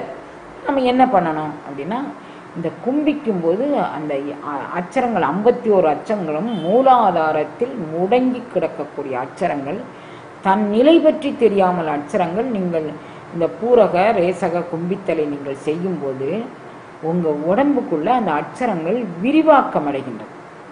அந்த விரிவாக்கம் அடையும் அச்சரங்கள் அது எங்கே விரிவாக்கம் அடைகின்றதுன்னா, அந்த நீங்கள் கும்பிக்கிறது ரேசிக்கிறது உங்களுடைய மூலாதாரத்திற்கு மேல் எழக்கூடிய அந்த மோட் ஆஃப் ஜெனிட்டல் அப்படின்னு சொல்லுவாங்க. அதுக்கு பேர் நம்மளுடைய சக்கரத்தில் மணிபூரக சக்கரம் அப்படின்னு அது சொல்கிறாங்க. மணிபூரக சக்கரம் அதாவது மோட் ஆஃப் ஜெனிட்டல், அதில் அது விரிவாக்கம் அடையும். அந்த சக்கரத்துக்குள்ள இந்த 51 அச்சரங்களும் விரிவாக்கம் அடைகின்றது. அதுக்கு பிறகு நீங்கள் இந்த பூரித்தல் ரேசித்தல் கும்பித்தலை நெறியாக சரணாகதியோடு உணவு கட்டுப்பாட்டோடு எம்பெருமானுடைய அருள் கிடைக்க வேண்டும் என்ற இயக்கத்தோடு நீங்கள் செய்யும்போது அந்த எழுத்துக்கள் இன்னும் மேலெழுந்து விசித்தி சக்கரம் வரைக்கும் வருது. இந்த விசித்தி சக்கரத்திற்கு மேலே வரும்போது அது அந்த வாக்காக பரிணமிக்கும். அது சூக்கும வாக்கு, மத்திய வாக்கு, வைஜந்தி வாக்கு, வைகரி வாக்குன்னு 4 வகை வாக்குகளாக அது பிரிக்கப்படுது. இந்த ஆற்றல் மிக்க இந்த எழுத்துக்கள் வடிவமைத்து வாக்குகளாக பரிணமிக்கப்படும். புரியுதா? இன்னைக்கு இந்த பாடத்தோடு நிறுத்திக்கோமா, நாளைக்கு வச்சுக்கலாமா? போர் அடிக்குதா? சொல்ல. அப்ப இந்த வாக்குகள் ஏன்னா நான் வந்து உங்களுக்கு நிறைய சொல்லணும்னு நினைக்கிறேன். எனக்கே திருப்தி இல்லை நான் சொல்றது. அவ்வளவு அவ்வை குரலும் சரி, திருமந்திரத்துல வந்து இனி எனக்கு எல்லாரும் நானே என்னமோ திருமூலர் மாதிரி நினைச்சு பேசும்போது கூனி குறுகி போயிடுறேன். இன்னும் நான் எவ்வளவோ சொல்லணும்னு நினைச்சது சொல்ல விட்டுட்டோமே, இவ்வளவு ஜனங்கள் திருமந்திரத்துல தேடல்ல இருக்காங்களான்னு நினைக்கும் போது எனக்கே ஏக்கமா இருக்கு. நான் என்ன சொல்ல நினைச்சேனோ அதை சொல்லலை. குறைஞ்சபட்சம் அவ்வை குரல்ல நான் சொல்ல நினைக்கிறத சொல்றதுக்கு அந்த அம்மா அருள் பாலிக்கணும்னு வேண்டிக்கிட்டு தான் நான் இன்னைக்கு சப்ஜெக்ட்டுக்கே வந்திருக்கேன். இன்னைக்கு பாருங்க, நான் எவ்வளோ வேண்டிக்கிட்டு சப்ஜெக்ட் வந்து இன்னைக்கு ஔவையார் அம்மாவை பற்றி நிறைய சொல்லணும்னா எனக்கு எதுவுமே தோணலை. பாருங்க, இன்னைக்கு சாயங்காலம் 4 மணி வரைக்கும் நம்ம வீட்டில் ஆட்கள். அதுக்கப்புறம் நான் கொஞ்ச நேரம் ஓய்வு எடுத்துட்டு வரலான்னா அதுக்கப்புறம் அன்பர்கள் ஃபோன் அது வரப்பேன். ஆக 7 மணிக்கு நான் வந்து ஸ்டேஜில் வந்து உட்காராட்டில் இப்படி தான் இருக்குது சூழ்நிலை. இருந்தாலும் நான் சொல்கிறேன் உங்களுக்கு. அப்போ அந்த வாக்கு வந்து 4 வகை வாக்கு. இந்த வாக்கு எங்கேருந்து வருது? எழுத்திலிருந்து வருது. எழுத்து எங்கே இருக்குது? மூலாதாரத்தில் இருக்குது. மூலாதாரத்தில் உள்ள எழுத்து எப்போது நமக்கு வெளிப்படும்? பூரக கும்பக ரேசகத்தை நாம் நெறியாக செய்தோமானால் அவை அசைவுற்று அந்த மோட் ஆஃப் ஜெனிட்டலுக்கு வந்து, அப்புறம் வந்து உந்திக்கமலத்துக்கு வந்து, அப்புறம் அநாகதத்துக்கு வந்து விசித்திக்கு வருது. விசித்தியிலிருந்து வெளிவரக்கூடிய வாக்குக்கு வைகரி வாக்குன்னு பேர். அந்த வைகரி வாக்கு தூல வைகரி, சூக்கும வைகரி என்று 2 வகைப்படுகின்றது. நாம் பேசுகிற பேச்சாக, சாதாரண பேச்சாக அது பேசும்போது தூல வைகரி என்றும், சூக்கும வைகரி பேரண்ட நாயகனோடு இணைவதற்கு நாம் என்ன செய்ய வேண்டும், எதை செய்ய வேண்டும்னு சொல்லி பேசும்போது அது சூக்கும வைகரியாகவும் அது வெளிப்படுகின்றது. இப்போ இந்த அருளாளர் எப்படியாவது வந்து நான் வந்து இந்த 4000ஐயும் நான் தெரிந்து கொள்ள வேண்டும்னு அவர் நினைச்சு எம்பெருமானை நினைத்து ஒரு இடத்தில் இருந்து தவம் செய்யும்போது இந்த யோக கனல் மூலமாக இந்த 4000 பாடலும் அவருக்கு ஒரு அலை அலையாக வான்வெளியில் அத்தனை மந்திரங்களும் அவர்கிட்ட எழுதப்படுது. அந்த 4000 பாடல்களையும் எழுதி நமக்கு 4000 திவ்ய பிரபந்தம் அப்படிங்கக்கூடிய நிலையில் நமக்கு உபகரிச்சிருக்கிறார். இது அப்போ மட்டும்தாம்மா நடந்துச்சா? 4000 திவ்ய பிரபந்தம் இப்போ தான் நடக்கா அப்படின்னு சொல்லி நீங்கள் எடுத்துக்கிட்டீங்கன்னா அப்போ மட்டும் இல்லை, இப்பவும் நடந்தது. ராமானுஜர் காலத்தில் 1000வது ஆண்டு கொண்டாட்டம் நடந்தது. ஏறத்தாழ இது 950 ஆண்டுகளுக்கு முன்னால் நடந்த ஒரு சம்பவம். இதை வந்து நான் இன்னும் கொஞ்சம் ரொம்ப விரிவாக்கமாக நான் இதை சொல்லணும் அப்படின்னு நினைக்கிறேன். எனக்கு இதை நினைக்கும் போது எனக்கு கண்ணீர் வருது, சொல்ல முடியலை. எத்தனை ஆண்டுகளுக்கு முன்னால்? ஏறத்தாழ இப்போ எனக்கு 68 வயசு. ஏறத்தாழ 45 ஆண்டுகளுக்கு முன்னால் மகாத்மா ஸ்ரீ ஸ்ரீ கிருஷ்ண பிரேமி அப்படின்னு சொல்லி ஒரு மகான் இப்போ இருக்கிறார், லிவிங் குரு. அவர் வந்து அந்த அக்ரஹாரத்தில் கதை சொல்வார். அவர் சொல்லும்போது இந்த கதையை நான் கேட்டிருக்கிறேன். அதை அப்படியே நான் எந்த அளவுக்கு நான் உங்களுக்கு அதை பிரதிபலிக்கிறேன் அப்படின்னு எனக்கு சொல்ல தெரியலை. தெரிஞ்ச அளவுக்கு 45 ஆண்டுகளுக்கு முன்னால், ஆனால் ஏறத்தாழ நான் சொல்லியிருக்கிறதுனால நீங்கள் கொஞ்சம் அனுசரிச்சுக்கோங்க. அவர் சொல்லும்போது ராமானுஜருக்கு கூரத்தாழ்வான் அப்படின்னு ஒரு சீடர் இருந்தார். ராமானுஜருடைய சீடருக்கு பேர் கூரத்தாழ்வார் அப்படிங்கக்கூடிய சீடர், ஒரு சீடர் இருந்தார். அந்த சீடருக்கு வந்து 2 பேரும், அந்த குருவும் சீடரும் அப்படி அவங்க வாழ்ந்துக்கிட்டு இருக்கும்போது அவங்களுடைய குருநாதர் தியானம் பண்ணி ராமானுஜரை உடனடியாக வந்து என்னை பார்க்க சொல்லுங்க அப்படின்னு ஆளவந்தார் அப்படின்னு அவருக்கு பேர். உடனடியாக என்னை வந்து பார்க்க வர சொல்லுங்கன்னு சொல்லிட்டாரு. ஆளவந்தார் போய் குருநாதரை போய் பார்க்க முடியலை. ஏன் ஆளவந்தார் ஆகிய குருநாதரை ராமானுஜர் போய் பார்க்க முடியலை. அவர் போயிட்டு இருக்கிறாரு, நடை வேகம் மனோவேகத்தை மாதிரி போக முடியாதுல்ல. குருநாதர் அதுக்குன்னு சமாதி ஆயிட்டார். சமாதி ஆகும்போது அவருடைய 3 விரல்கள் மட்டும் வெளியே நீட்டிக்கிட்டு இவங்க சமாதி பிரதிஷ்டை பண்ணிட்டாங்க. ராமானுஜர் அங்கிருந்து வந்து பார்க்கும்போது அவருடைய 3 விரல்கள் நீட்டி கொண்டிருந்தது. அந்த 3 விரல்களும் இவருக்கு என்ன அடையாளப்படுத்துகின்றது அப்படிங்கிறத எனக்கு நீ சொல்லணும் அப்படின்னு சொல்லி இவர் வந்து அன்னபானம் இல்லாமல் தன்னுடைய குரு முன்னிலையில் உட்கார்ந்து எனக்கு எப்படியாவது நீங்க என்ன சொல்ல விரும்பி என்னை வர சொல்லி விட்டுட்டீங்க, நான் வருவதற்கும் எனக்கு காலதாமதம் ஆயிட்டு, நான் வந்து கொடும்பாவி ஆயிடுவேன், எனக்கு நீங்க என்ன சொல்ல விரும்புறீங்களோ அதை தயவு செய்து சொல்லணும், என்னுடைய உணர்வில் நின்று நீங்கள் உணர்த்த வேண்டும். அது இப்போ இந்த வைகரி, இந்த வாக்கு அந்த குருநாதர் மூலமாக இவருக்கு வந்து எப்படி அந்த வாக்கு சொல்லுது அப்படின்னு கேட்டேன்னா, எனக்கு 3 ஆசை தம்பி அப்படின்னு சொல்ல. என்ன? இந்த வசிஷ்டாத்வைதம் அப்படிங்கக்கூடியதை இந்த உலக மக்களுக்கு நீ தெரிவிக்கணும். அதற்கு நான் உன்னை தேர்ந்தெடுத்துக் கொள்கின்றேன் அப்படின்னு அவர் சொல்றாரு. அப்படி சொல்றதா இவர் நினைக்கிறாரு. உடனே குருநாதர் இவர் கேட்கிறாரு, சுவாமி இந்த வசிஷ்டாத்வைதத்தை நீங்க விசிஷ்டாத்வைதத்தை நீங்க என்னைய சொல்றீங்க அப்படித்தானே, நான் அப்படி எடுத்துக்கலாமா அப்படின்னு சொல்லி இவர் கேட்கிறாரு. அப்படி கேட்ட உடனே இந்த 3 விரல்ல ஒரு விரல் மடங்கிட்டு மீதி 2 விரல் இருக்கு.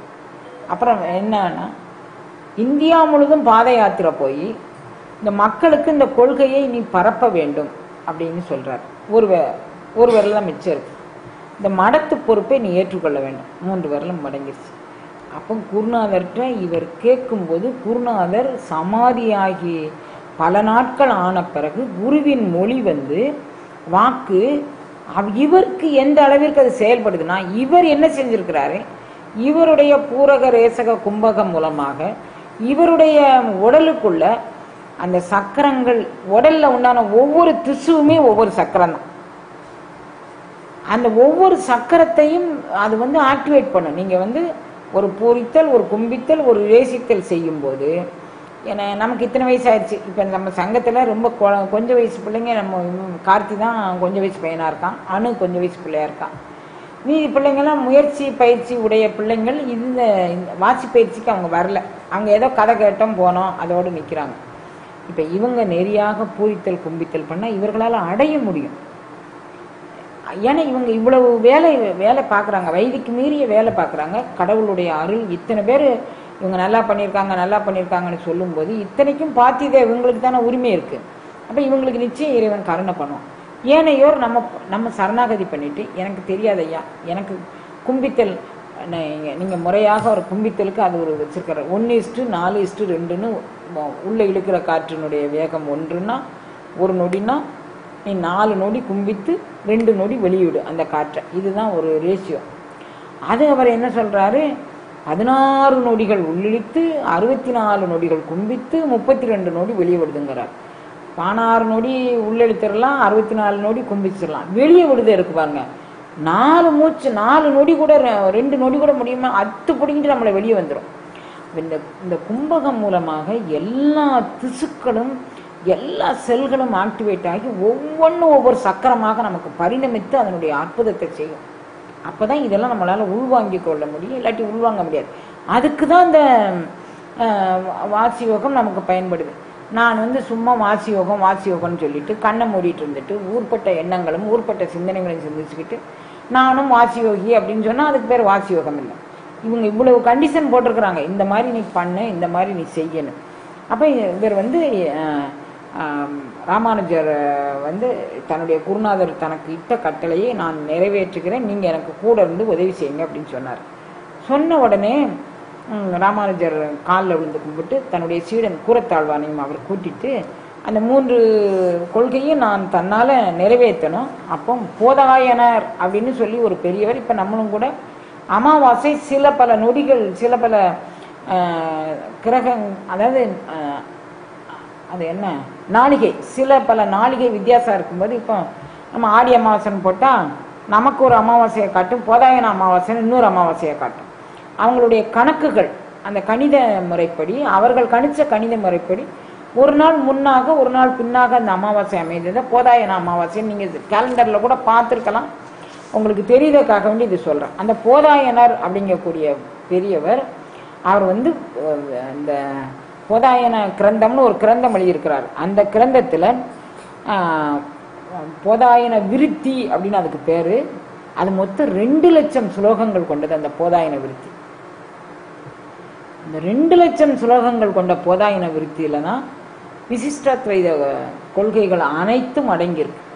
அப்போ போதாயனர் எழுதின விசிஷ்டாத்வைத கொள்கையை தன்னுடைய குருநாதர் மூலமாக அங்கொன்றும் இங்கொன்றுமாக இவர் சேகரம் பண்ண, குருநாதர்கிட்ட நான் விசிஷ்டாத்வைதத்தை நான் உலகெங்கும் பரப்புவேன்னு சபதம் பண்ணி கொடுத்துருக்கிறாரு. அந்த போதாயன விருத்திங்கக்கூடிய நூல் எங்கே கிடைக்கும் அப்படின்னு சொல்லி அவர் அலசி ஆராயும்போது இன்றைக்கு 950 ஆண்டுகளுக்கு முன்னால் அந்த நூல் காஷ்மீரில் இருக்குது அப்படின்னு சொல்லி இவருக்கு மெய்ஞான உணர்வு உணர்த்த, தன்னுடைய குருநாதருடைய அருள் உணர்த்த தன்னுடைய சீடன் கூரத்தாழ்வானையும் அவருமாக இங்கேருந்து ஏறத்தாழ 6 மாத காலம் நம்ம தமிழ்நாட்டிலேருந்து நட யாத்திரையாகவே பயணித்து காஷ்மீரை போய் அடைஞ்சிட்டாங்க. காஷ்மீரில் போய் அடைஞ்சா காஷ்மீர் வந்து அங்கே ஒரு பெரிய மடம் இருக்குது. சரஸ்வதி அம்மா பேரில், அதாவது கல்விக்கு அதிபதியான சரஸ்வதி அம்மா பேரில் ஒரு பெரிய மடம் இருக்குது. அந்த மடத்தில் இந்த போதாயனருடைய சூத்திரம் வச்சுருக்குறாங்க. அங்கே போய் பார்க்கும்போது தான் தெரியுது 2 லட்சம் படிகள் கொண்ட அந்த நூல் வந்து 25,000 படிகள் மட்டுமே இருக்குன்னு அங்கே போன பிறதான் அவங்களுக்கு தெரியுது. சரி, அதனால் நம்ம பூரணமாக தெரிந்து எடுத்துக்கொள்வோம் அப்படின்னு சொல்லி அவங்ககிட்ட கேட்டால், நீ விசிஷ்டாத்வைதத்தை பரப்ப உன்னுடைய குருநாதர் சொல்லி தான் வந்திருக்கேன், நான் எப்படி தெரிஞ்சுக்கிறது? என்னுடைய நாட்டில் இருக்கக்கூடிய இந்த புஸ்தகத்தை நான் உனக்கு எப்படி தருது அப்படின்னா அங்கே ஆர்கியூ பண்ணுறாங்க, பேக் ஆர்கியூ பண்ணுறாங்க. அதாவது வாதம், பிரதிவாதம், விதண்டாவாதம், குதர்க்கவாதம், தர்க்கவாதம் எல்லாம் அங்கே நடக்கு. குருநாதா, நான் வந்து உன்னுடைய கொள்கையை நீ என்கிட்ட என்ன சொன்ன, விசிஷ்டாத்வைதம் நாடு தழுவிய கொள்கையாக பரப்பப்பட வேண்டும்னு சொன்ன, நான் உங்ககிட்ட பரப்புறேன்னு சொல்லிட்டு இருந்தேன். இந்த படிகள் போதாயன விருத்திங்கக்கூடிய நூலில் என்ன எழுதியிருக்கேனே எனக்கு தெரியாமல் நான் விசிஷ்டாத்வைத கொள்கையை நான் எப்படி பரப்பேன் அப்படின்னு சொல்லும்போது, எம்பெருமானுடைய கருணையினால் அரசன் மனதில் புகுந்து அந்த போதாயன நூலை இவர்கிட்ட கொடுங்க, அவர் படி எடுத்துட்டு நமக்கு தரட்டும் அப்படின்னு சொல்லார். அதில் பார்த்தா 25,000 படிகள் இருக்குது. அதை எடுத்து எழுதுறதுக்கு எவ்வளோ காலம் ஆகும்? அதனால் அவர் அந்த அங்கே இருக்கக்கூடிய இவர்கள் சொன்னாங்க, நீங்கள் வந்து இதை படி எடுக்க நீங்கள் ஒரு தடவை வாசித்து பார்த்துட்டு எங்கள்கிட்ட புஸ்தகத்தை கொடுத்துட்டு போயிடணும், நாங்கள் ஒரிஜினல் காப்பியை நான் யாருக்குமே தரமாட்டோம் அப்படின்னு சொன்னாங்க. இப்போ சாதாரணமாக ஒரு 25 லட்சம் 30 லட்சம் செலவழிச்ச வீட்டு பத்திரத்தையே நம்ம யாருக்கும் கொடுக்க மாட்டோம். கோடானு கோடி செல்வ அலைகளை கொண்ட அந்த பத்திரத்தை தூக்கி ஒரு நாட்டுக்காரன் இன்னொரு நாட்டில் கொடுத்துருவானா? இங்கேருந்து காஷ்மீருக்கு போனால் அவன் கொடுக்க மாட்டேன், நீ வேணால் படித்து பார்த்துட்டு எங்கிட்ட ஒரிஜினல் தந்துட்டு போயிரு அப்படின்னு சொன்னான். உடனே கூரத்தாளர் சொல்லார், குருநாதா, நான் படிக்கிறேன், நீங்கள் கேளுங்க. என் படிக்கிறதுல நான் வந்து எவ்வளோ உள்வாங்க முடியுமோ அதை நான் வாங்குறேன், கேட்குறதுல நீங்கள் எவ்வளோ உள்வாங்க முடியுமோ அவ்வளோ உள்வாங்குங்க, நம்ம பார்த்துக்கலாம் அப்படின்னோடனே இவர் படித்து அவர் கேட்டு அதில் என்ன உண்டோ அது போதாயின விருத்தி உரை அப்படிங்கக்கூடிய இதில் ஒரு பெரிய நூலை எழுதிட்டான். எழுதின உடனே அவற்றை விடை பெற்றுட்டு நாங்கள் வாரோம் அப்படின்னோம். அவன் சொன்னார், இது நீ உலகத்துக்கு பரப்ப போறேன்னு சொல்ல, போதாயனருடைய சாத்திரம் எங்ககிட்ட இருக்குது, நீ பாட்டில் கையில் எடுத்துகிட்டு போய் நீ கண்ட மாணிக்கு நீ எழுதி கண்ட மாணிக்கு நீ பரப்புனேன்னா அதை ஏற்றுக்க முடியுமா? அதுக்கு வந்து சரஸ்வதி தேவியோட அங்கீகாரம் இருக்கான்னு பார்க்கணும், நீ அங்கே கொண்டு வையின்னா. இவர் சுயமாக எழுதலை. இவர் வந்து அந்த அந்த அதாவது ஏரொளி சக்கரம் காட்டக்கூடிய யோக சரித்திரத்தின் மூலமாக மூலாதாரத்தில் கிடக்கக்கூடிய அத்தனை எழுத்துக்களையும் ஒளிவடிவமாக்கி அந்த ஒளிவடிவமான எழுத்துக்கள் வாக்காக பரிணமித்து அந்த வாக்கை இவர் உள்வாங்கி கொண்டு இவர் எழுதியிருக்கிறார். அந்த யோகத்தை பற்றி இவங்க அவங்ககிட்ட சொல்ல முடியாது. அதனால் அவர் என்ன சொன்னார், நான் என்ன உள்வாங்கினோ அதை நான் எழுதி உங்கள்கிட்ட தரேன், சரஸ்வதி தேவி திருவடியில் வைங்க, அந்த அம்மா ஏற்றுக்கிட்டா நாங்கள் அதை நூலை எடுத்துக்கிட்டு நாங்கள் போகிறோம் அப்படின்னு சொன்னார். இவருக்கு கூரத்தாழ்வார் சொன்னார், எப்படிப்பட்ட சீடை பாருங்க, குருநாதா தந்தா தரட்டும், தரலைன்னா விடுங்க, என் மனசுக்குள்ள 25,000 படிகளும் அதற்கான விளக்கங்களும் நீங்கள் எழுத எழுத என்னுடைய மன ஓட்டத்தில் நான் அதை படிச்சுட்டேன். நீங்கள் என்ன எழுதினீங்களோ அதையும் ஒரிஜினல் காப்பியில் போதாயின விருத்தி உரையில் என்ன இருக்கோ அத்தனை எனக்கு தெரியும். நம்ம ஊரில் நீங்கள் இங்கே வச்சு சொல்லவா அல்லது இருகரைக்கு இடையில் உள்ள ஸ்ரீரங்கத்தில் போய் சொல்லவா, அதை மட்டும் நீங்கள் தீர்மானம் பண்ணிக்கோங்க, நான் மீதியை நான் பார்த்துக்கிறேன். எப்பேற்பட்ட சீடன் தானே கிடச்சிருக்காரு. ரொம்ப மெல்ட் ஆகிட்டார் ராமானுஜர். இருந்தாலும் இந்த முயற்சியை பார்ப்போம், அவங்க தான் நீ கண்டமானிக்கு எழுதி வெளியிடக்கூடாதுன்னு சொல்லாங்களே அப்படின்ட்டு இவர் போனார். எம்பெருமானுடைய திருவடியில் அதை சமர்ப்பணம் பண்ணுறாங்க. சரஸ்வதி தேவியோட இதில் சரஸ்வதி தேவி வச்சுட்டு கதவை பூட்டிட்டு வந்துட்டாங்க. நாளைக்கு சரஸ்வதி தேவி என்ன உத்தரவு சொல்லாலும் பார்த்துக்கலாம் அப்படின்னு. சரஸ்வதி தேவி திருவடியில் வச்சுருந்தது சரஸ்வதி தேவியுடைய மணிமுடியில் இருக்குது அந்த போதாயின விருத்தி உரை. காலையில் திருக்கதம் போய் திறந்து போய் பார்த்தோன்னே ராஜா உள்ளிட்ட அவைக்கள புலவர்கள் எல்லாரும் போய் பார்த்தோன்னே இதுதான் மெய்ஞான விருத்தி அப்படின்னு சொல்லி பாஷ்யக்காரர் அப்படிங்கக்கூடிய ஒரு திருநாமத்தை சூடி இவர் தான் விசிஷ்டாத்வைதனுடைய பெரிய அதிகாரம் பெற்றவர் அப்படிங்கிறதையும் சொல்லி சரஸ்வதி தேவியுடைய குருநாதராகிய கயக்ரீவரும் மகாலட்சுமியும் அந்த பதிமம் அந்த திருவுருவத்தையும் இவருக்கு அன்பளிப்பாக கொடுத்து இவர் வழியும் செய்கிறாங்க. இவர் வரும்போது அந்த விருத்தி உரை தொலைஞ்சு போச்சு. மீண்டும் சரஸ்வதி தேவியை வேண்ட அந்த காவிரிக்கரைக்கு போய் நீ எழுது, அது அந்த ஊர்லேயே உனக்கு எல்லாம் சித்தியாகும் அப்படின்னு சொல்ல, இங்கே வந்து குருநாதர் சொன்ன மாதிரி மடத்து பொறுப்பையும் ஏற்றுக்கொண்டு விசிஷ்டாத்வைதத்தையும் உலகெங்கும் பரப்பி போதாயனர் எழுதிய அந்த 1000ற்கு ஒரு விரித்துரையும் எழுதி அவர் 3 கையும் வச்சுட்டு இவர் வரைக்கும் அந்த 3 கையும் அப்படியே வச்சுக்கிட்டு இருக்கிறாரு. யாருக்கும் புரியல. சமாதி எழுப்பியாச்சும் 3 விரல் வந்து வெளியே நின்றுட்டு இருக்கு. என்ன பண்ணன்னு தெரியல. அப்போ இது எல்லாத்தையும் உணர்ந்து ராமானுஜர் தன்னுடைய குருநாதருடைய முன்னிலையில் நீங்கள் 3 விரலும் எனக்கு காமிச்சு கொடுத்தீங்க, நான் அதற்கு எந்த விதமான பங்கமும் இல்லாமல் நான் இதை செய்து கொண்டேன் அப்படின்னு சொல்லி அவர் ஒப்புவிக்கிறாரு. இன்றைக்கு அந்த கோயில்கள் ஆக்கிரமிப்பு பாகிஸ்தானுக்கு உள்ளார இருக்கு. எந்த விதமான பூஜைகளோ வழிபாடுகளோ போதாயின விருத்தி உரையோ அங்கே எதுவும் இல்லை. இப்போ விசிஷ்டாத்வைதம் நமக்கு கிடைச்சிருக்கிறது ராமானுஜர் எழுதிய பாசியத்தின் மூலமாக நமக்கு கிடைச்சிருக்கு. ஒரிஜினல் அவங்க அங்கேயே போயிடுச்சு.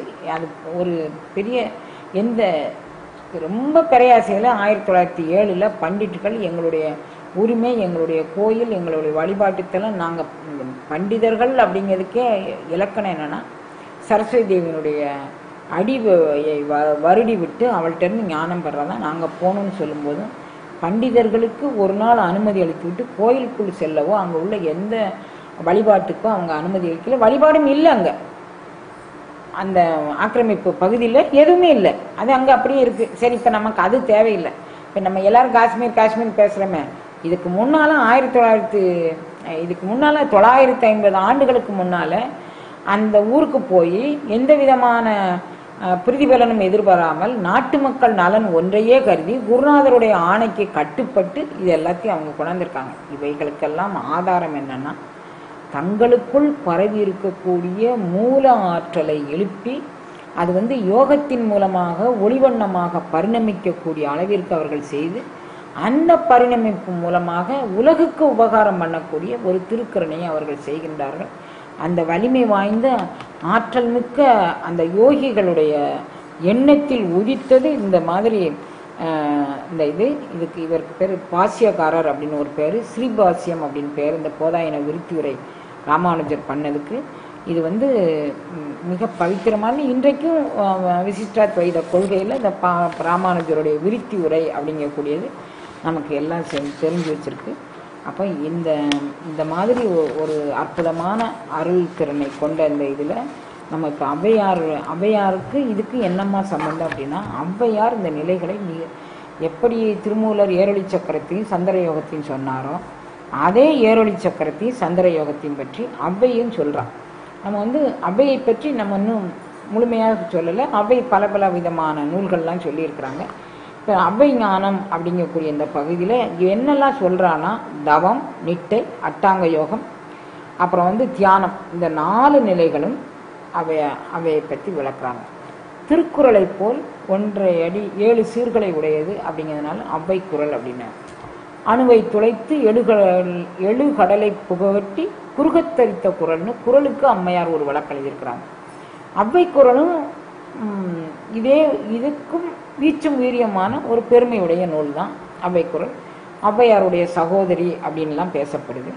இது வந்து எல்லா காலங்களிலும் எல்லா இடத்துலையும் இருக்கதாக சில ஔவையாருடைய பாடல்கள் வந்து 4 விதமான ஔவையார்கள் இருந்தாங்க. ஒவ்வொரு சங்க காலத்திலிருந்து 14ஆம் நூற்றாண்டு வரைக்கும். இப்போ நாம் எடுத்துக்கொள்ளக்கூடிய ஔவையார் 14ஆம் நூற்றாண்டை சேர்ந்தவர் அப்படிங்கிற வகையில் நம்ம எடுத்துக்கிடலாம்.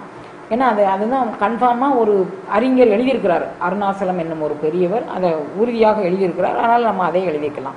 இப்போ நம்ம ஔவையாரை பற்றி நம்ம வேறு என்ன நாளைக்கு குரலுக்குள்ளே போகிறதுக்கு முன்னால் அம்மையாரை பற்றி வேறு என்ன சொல்கிறாங்க அப்படின்னு சொல்லி நம்ம தெரிஞ்சுக்கிட்டோன்னா, ஔவையார் வந்து பெண்கள் வந்து இப்போ இன்றைக்கி எல்லாரும் பெண்ணியம்னு பேசுகிறாங்களே, அது மாதிரி இல்லை. சாதிக்க பிறந்தவர்கள் பெண்கள். அவர்களுடைய ஆற்றலை ஒருமுகப்படுத்தினால் அவர்கள் எல்லாத்தையும் சாதிக்கலாம் அப்படின்னு காட்ட பிறந்தவங்க ஔவையார். இயல்பாகவே பெண்களுக்கு வந்து குழந்தை பேர், மாதம் தவறாமல் பீரியடு, அப்புறம் வந்து பாலூட்டல், இப்படி சில பெருமைக்குரிய தகுதியை அந்த ஹார்மோன்களை இறைவனை அளித்து பெண்களை வந்து ஒரு யோகிகளாக இறைவனை படைச்சிருக்கான். இந்த ஹார்மோன் சுரப்புகள் வந்து இப்போ நம்ம யோகம் பண்ணானாலும் அந்த யோகத்தின் மூலமாக நம்ம என்ன பார்க்க போறோம் அப்படின்னா, பேரண்ட நாயகன் அருள் அமுதத்தை நாம் உள்வாங்குற நிலையை பற்றி பார்க்க போறோம். அந்த அருள் அமுதத்தை உள்வாங்குற நிலை என்ன அப்படின்னா, அந்த அந்த நம்மளுடைய சிந்தை மலம் கழுவ வந்து இழியும் ஆனந்தம்தான் ஆறு. சிந்தையில் இருக்கக்கூடிய அழுக்குகளெல்லாம் போவதற்கு வான் நதிங்கக்கூடிய ஒரு நதியை நம்ம உடலுக்குள்ள கொண்டுட்டு வர முடியும், கொண்டுட்டு வரலாம் அப்படிங்கக்கூடிய தத்துவத்தை சொல்றதான் இந்த நிலைப்பாடு. அப்ப அப்படிப்பட்ட ஒன்றை இயல்பா உனக்குள்ள இந்த ஹார்மோன் சுரந்துகிட்டு இருக்குமா, அதை நீ உனக்கு விதிக்கப்பட்ட அந்த ஒழுக்கம், நன்னடத்தை, அந்த கட்டுப்பாடு, அந்த கற்பு என்பது சொல் திறம்பாமை. உங்ககிட்ட ஒன்று பேசிட்டு, இவங்ககிட்ட ஒன்று பேசிட்டு, இவங்ககிட்ட ஒன்று மாமியார்ட்ட ஒன்று பேசிட்டு, புருஷன்ட்ட ஒன்று பேசிட்டு, மாமனார்ட்ட ஒன்று பேசிட்டு, அண்டை ஏலாற்ற கற்பு என்பது சொல் திறம்பாமை. நீ நின்றுட்டேன்னா உனக்கு தன்னால வந்துடுண்டா. உனக்கு அந்த ஹார்மோன்கள் இயல்பாக அமைக்கப்பட்டிருக்கு. நீ தனியாக எந்த விதமான பயிற்சியும் பண்ணணும்னு அவசியம் இல்லை. அது மாதிரி உனக்கு அமைக்கப்பட்டிருக்கு அப்படிங்கக்கூடியதை நமக்கு சொல்லாமல் சொல்லி நம்ம முன்னோர்கள் நம்மளை வளர்த்து வச்சிருக்கிறாங்க. அது ஒரு பக்கம் இருக்கட்டும். இந்த சூழ்நிலையிலும் இந்த 4 அவையார்களும் அரசனுக்கு சமமாக, புலவர்களுக்கு சமமாக, ஞானிகளுக்கு சமமாக நின்று பேசப்படுகின்றார்கள். இப்போ இந்த மீதி நூல்கள்லாம் உலகில் தோன்றிய சமய இலக்கியங்கள், பக்தி இலக்கியங்கள், மற்றபடி உண்டான இலக்கியங்கள், அதாவது இயற்கையோடு ஒத்து வாழக்கூடிய இந்த இலக்கியங்கள் எல்லாமே ஒவ்வொருத்தரும் ஒவ்வொன்றும் எடுத்துக்கிட்டாங்க. இலக்கியங்கள் அப்படின்னா இலக்கிய சொற்பாளியர்கள் இலக்கிய மேடைங்கக்கூடிய ஒரு மேடையை போட்டு, நான் திருக்குறளை பற்றி பேசுகிறேன், கம்பராமாயணத்தை பற்றி பேசுகிறேன், மகாபாரதத்தை பற்றி பேசுகிறேன்னு அவங்க அந்த மேடையை அவங்க எடுத்துக்கிட்டாங்க. அப்புறம் சித்தர் பாடல்களை எடுத்துக்கிட்டிங்கன்னா ரொம்ப கல்வி அறிவு இல்லாதவர்கள், ஆனால் ஞானத்தை நோக்கி முன்னேறக்கூடியவர்கள், மிக சுலபமான அதில் உள்ள தொழில்நுட்பம் என்னன்னு அது மிகுந்த ஞானமுடையவர்களுக்கே விளங்கக்கூடியது. ஆனால் ஞானம் இல்லாவிடனும் உணர்வு தலைப்படுபவர்களுக்கும் அது விளங்கும் என்பதற்கு சித்தர் பாடல்களை கை கொண்டு அது ஒரு பீப்புள், அதை ஒரு குரூப் ஆஃப் பீப்புள் அதை வச்சிருக்கிறாங்க. அப்போ மேடைகளில் சித்திர பாடல்கள் பேசப்படுகின்றது அங்கொன்றும் இங்கொன்றுமாக. அப்புறம் இலக்கியங்கள் பேசப்படுகின்றது அங்கொன்றும் இங்கொன்றுமாக. அப்புறம் பாடத்திட்டத்திலேயே இலக்கியங்கள் எல்லாமே ராமாயணம், மகாபாரதம் அதெல்லாம் வச்சிருக்கிறாங்க. அப்போ திருமந்திரம் ரொம்ப அந்த ஆக்கை நிலையாமை, பொருள் நிலையாமை, இது மாதிரி கொஞ்சம் கொஞ்சம் மேடையில் மேற்கோள் பாடலாக எடுத்து சொல்லப்படுகின்றதை தவிர 3000 பாடல்களும் ஒட்டுமொத்தமாக படிப்பிக்கப்படுகிறதானா அது இல்லை. அப்போ திருமூலர் ஒதுங்கிட்டார். ஏனைய இலக்கியங்களை இலக்கியவாதிகள் பிடிச்சிக்கிட்டாங்க. அப்போ மீதி என்ன இருக்கு? அவ்வைக்குறள், இது மாதிரி உண்டான நூல்கள் யாருமே எடுத்து ஆளப்படலை. அவ்வைக்குறள்னு ஒரு நூல் இருக்குன்னு யாருக்குமே தெரியலை. அந்த அளவுக்கு அது அப்படியே இருக்கு. அப்போ அவ்வைக்குறளை ஒரு மேடை ஏற்றி அதை சொல்லணும் அப்படின்னு அன்பர்கள் எல்லாரும் கேட்காங்க. அவ்வைக்குறள் எப்படி திருமந்திரம் தான் சொல்ல முடியும், திருமூலர் தான் சொல்ல முடியும், நாம ஒன்றும் சொல்ல முடியாது. அது மாதிரி அவ்வைக்குறளை அவ்வையார் தான் சொல்ல முடியும், நம்ம சொல்ல முடியாது. ஆனாலும் நம்ம சொல்ல முடியாதுன்னு சொல்லாட்டியும் கூட ஏதோ ஒரு அவங்க அனுபவிச்சதுல 1 கோடியில 1 ரேயை நம்ம சொல்ல முயற்சிக்கலாம், தவறு ஒன்றும் கிடையாது. அதனால அவ்வைக்குறளை இந்த மடாதிபதிகள் சமய இலக்கியங்களை அவங்க கையில் எடுத்துக்கிட்டாங்க, இலக்கியவாதிகள் இலக்கியங்களை கையில் எடுத்துக்கிட்டாங்க. அதுக்கு ஊர்கா தொட்டுக்கிற மாதிரி திருமந்திரத்தினுடைய ஆக்கை நிலையாமை, பொருள் நிலையாமை, கல்வி அதெல்லாம் அவங்க எடுத்துக்கிட்டாங்க. இப்போ இதை யாரும் எடுத்து பேசுவதற்கு ஆள் இல்லை. அங்கொன்றும் இங்கொன்றுமா தேடிக்கிட்டு இருக்காங்க. தேடலில் உள்ளவங்களுக்கு நல்ல வேலை அவ்வைக்குறளை எல்லாம் பதிவு பண்ணி வச்சிருக்கிறாங்க கூகுளில், அந்த பாடல்கள்லாம் என்ன அப்படின்னு சொல்லி. அதுலேருந்து நம்ம அந்த பாடல்களை தெரிஞ்சுக்கலாம். புத்தகம் போட்டு எத்தனை வியாக்கியானத்தோடு விரிவுரையோடு சொல்லாங்கன்னா அவங்கவுங்க அறிவுக்கு ஔவையார் உணர்த்தினாதான் நம்ம உணர முடியும், ஏனையோர்னால உணர முடியாது. அப்போ அது மாதிரி இருக்குது. இப்போ இன்றைக்கு பெண்கள் தகவல் தொழில்நுட்பம், அப்புறம் மருத்துவம், விஞ்ஞானம், என்னென்ன துறை உண்டோ எல்லா துறையிலும் தகவல் படிச்சுட்டாங்க. கல்பனா சாவ்லான்னு ஒரு அம்மா வான்வழி பயணம், விண்வெளி பயணத்தில் போனாங்க. அதற்கு முன்னோடியாக இருந்தது நம்ம காரைக்கால் அம்மையார். 5ஆம் நூற்றாண்டிலேயே வான்வெளி பயணம், இங்கேருந்து கைலாசம் போகிறாங்க வான்வெளி பயணமாக. அதாவது யோக சாதனை மூலமாக போக முடியும் அப்படின்னு காமிச்சு கொடுத்தவங்க. வான்வெளி பயணம்னா ஏதோ ஃப்ளைட்டில் போகிறாங்கன்னு இல்லை, யோக சாதனை மூலமாக வான்வெளி பயணம் நான் பயணிக்க முடியும். கைலாசங்கிறது எங்கே பரஞானம் நிறைவடைகின்றதோ அந்த இடத்துக்கு போக முடியுமோ அந்த அம்மா நமக்கு பதிவு பண்ணி வச்சுட்டு போயிருக்கிறாங்க. திரு இரட்டைமணி மாலை பல நூல்களில். இப்போ இந்த அம்மா விநாயகர் அகவல்லையும் இந்த அவ்வைக்குறள்லையும் ஒரு பெண் அவள் நினைத்தால் வான்வெளி பயணமாக எங்கே வேணால் போகலாம், ஆஸ்ட்ரோ டிராவல் மூலமாக எங்கே வேணால் போகலாம் அப்படிங்கிறத இந்த அம்மா நிரூபித்து விநாயகர் அகவல்லையும் அவ்வை குரல்லையும் இந்த அம்மா பதிவு பண்ணியிருக்கிறாங்க. அப்போ ஒரு பெண் நினச்சா என்ன வேணால் செய்யலாம், விண்ணுக்கும் மண்ணுக்கும் பாலம் அமைக்கலாம் அப்படிங்கக்கூடியதை காரைக்கால் அம்மையார், கார்க்கி, மைத்ரேயி இவங்கெல்லாம் சங்க காலம் தாண்டி அதையும் முன்னால் கிமுல இருந்தவர்கள். இவங்கெல்லாம் யோக சாதனையில் மிகச்சிறந்த பெண்பால் யோகிகள், யோகினி அப்படின்னு அவங்கள சொல்லுவாங்க. அது மாதிரி அம்மையாரும் பெரிய யோகினி. அந்த அம்மையாருடைய இதெல்லாம் நம்மளால் எடுத்து சமுதாயத்திற்கு எவ்வாறு சொல்ல முடியும் அப்படின்னு நம்ம தெரியலை. இருந்தாலும் நம்மளால் முடிஞ்ச அளவுக்கு நம்ம என்ன சொல்ல முடியுமோ அதை நம்ம சொல்லலாம். இப்போ அவ்வை குரலை பற்றி நம்ம என்ன நிறைய சொல்லணும்னு நான் நினச்சேன். ஆனால் நீங்கள் இதை மட்டும் நீங்கள் வச்சுக்கோங்க. அவ்வை குரலை நம்ம சொல்ல நினச்சது என்ன அப்படின்னு கேட்டிங்கன்னா, ஆதாரத்தாலே நிராதாரத்தை தேடு. இந்த உடம்பை ஆதாரமாக கொண்டு நிராதாரம் அப்படிங்கக்கூடிய வான்வெளி பயணத்திற்கான விஷயத்தை நீ தேடிக்கும். அது இந்த உடல் இருக்கும்போதே தேடிக்கும். அவ்வையார் நமக்கு சொல்லக்கூடியது அது மீதானத்தில் செல்லக்கூடிய ஒரு அருள்நிலை. மீதானம் என்பது உச்சந்தலைக்கு மேலே 12 அங்குலம் செல்லக்கூடியது. அப்போ ஆதாரத்தாலே நிராதாரத்தை சென்று மீதானத்தை செல்க உந்தி பெற விமலருக்கு அது இடமாம் என்று உந்தி பெற. அந்த அம்மா நமக்கு இதை தான் காமிச்சு கொடுத்துருக்குறாங்க. இது தவிர அவங்க நிறைய சொல்லியிருக்கிறாங்க.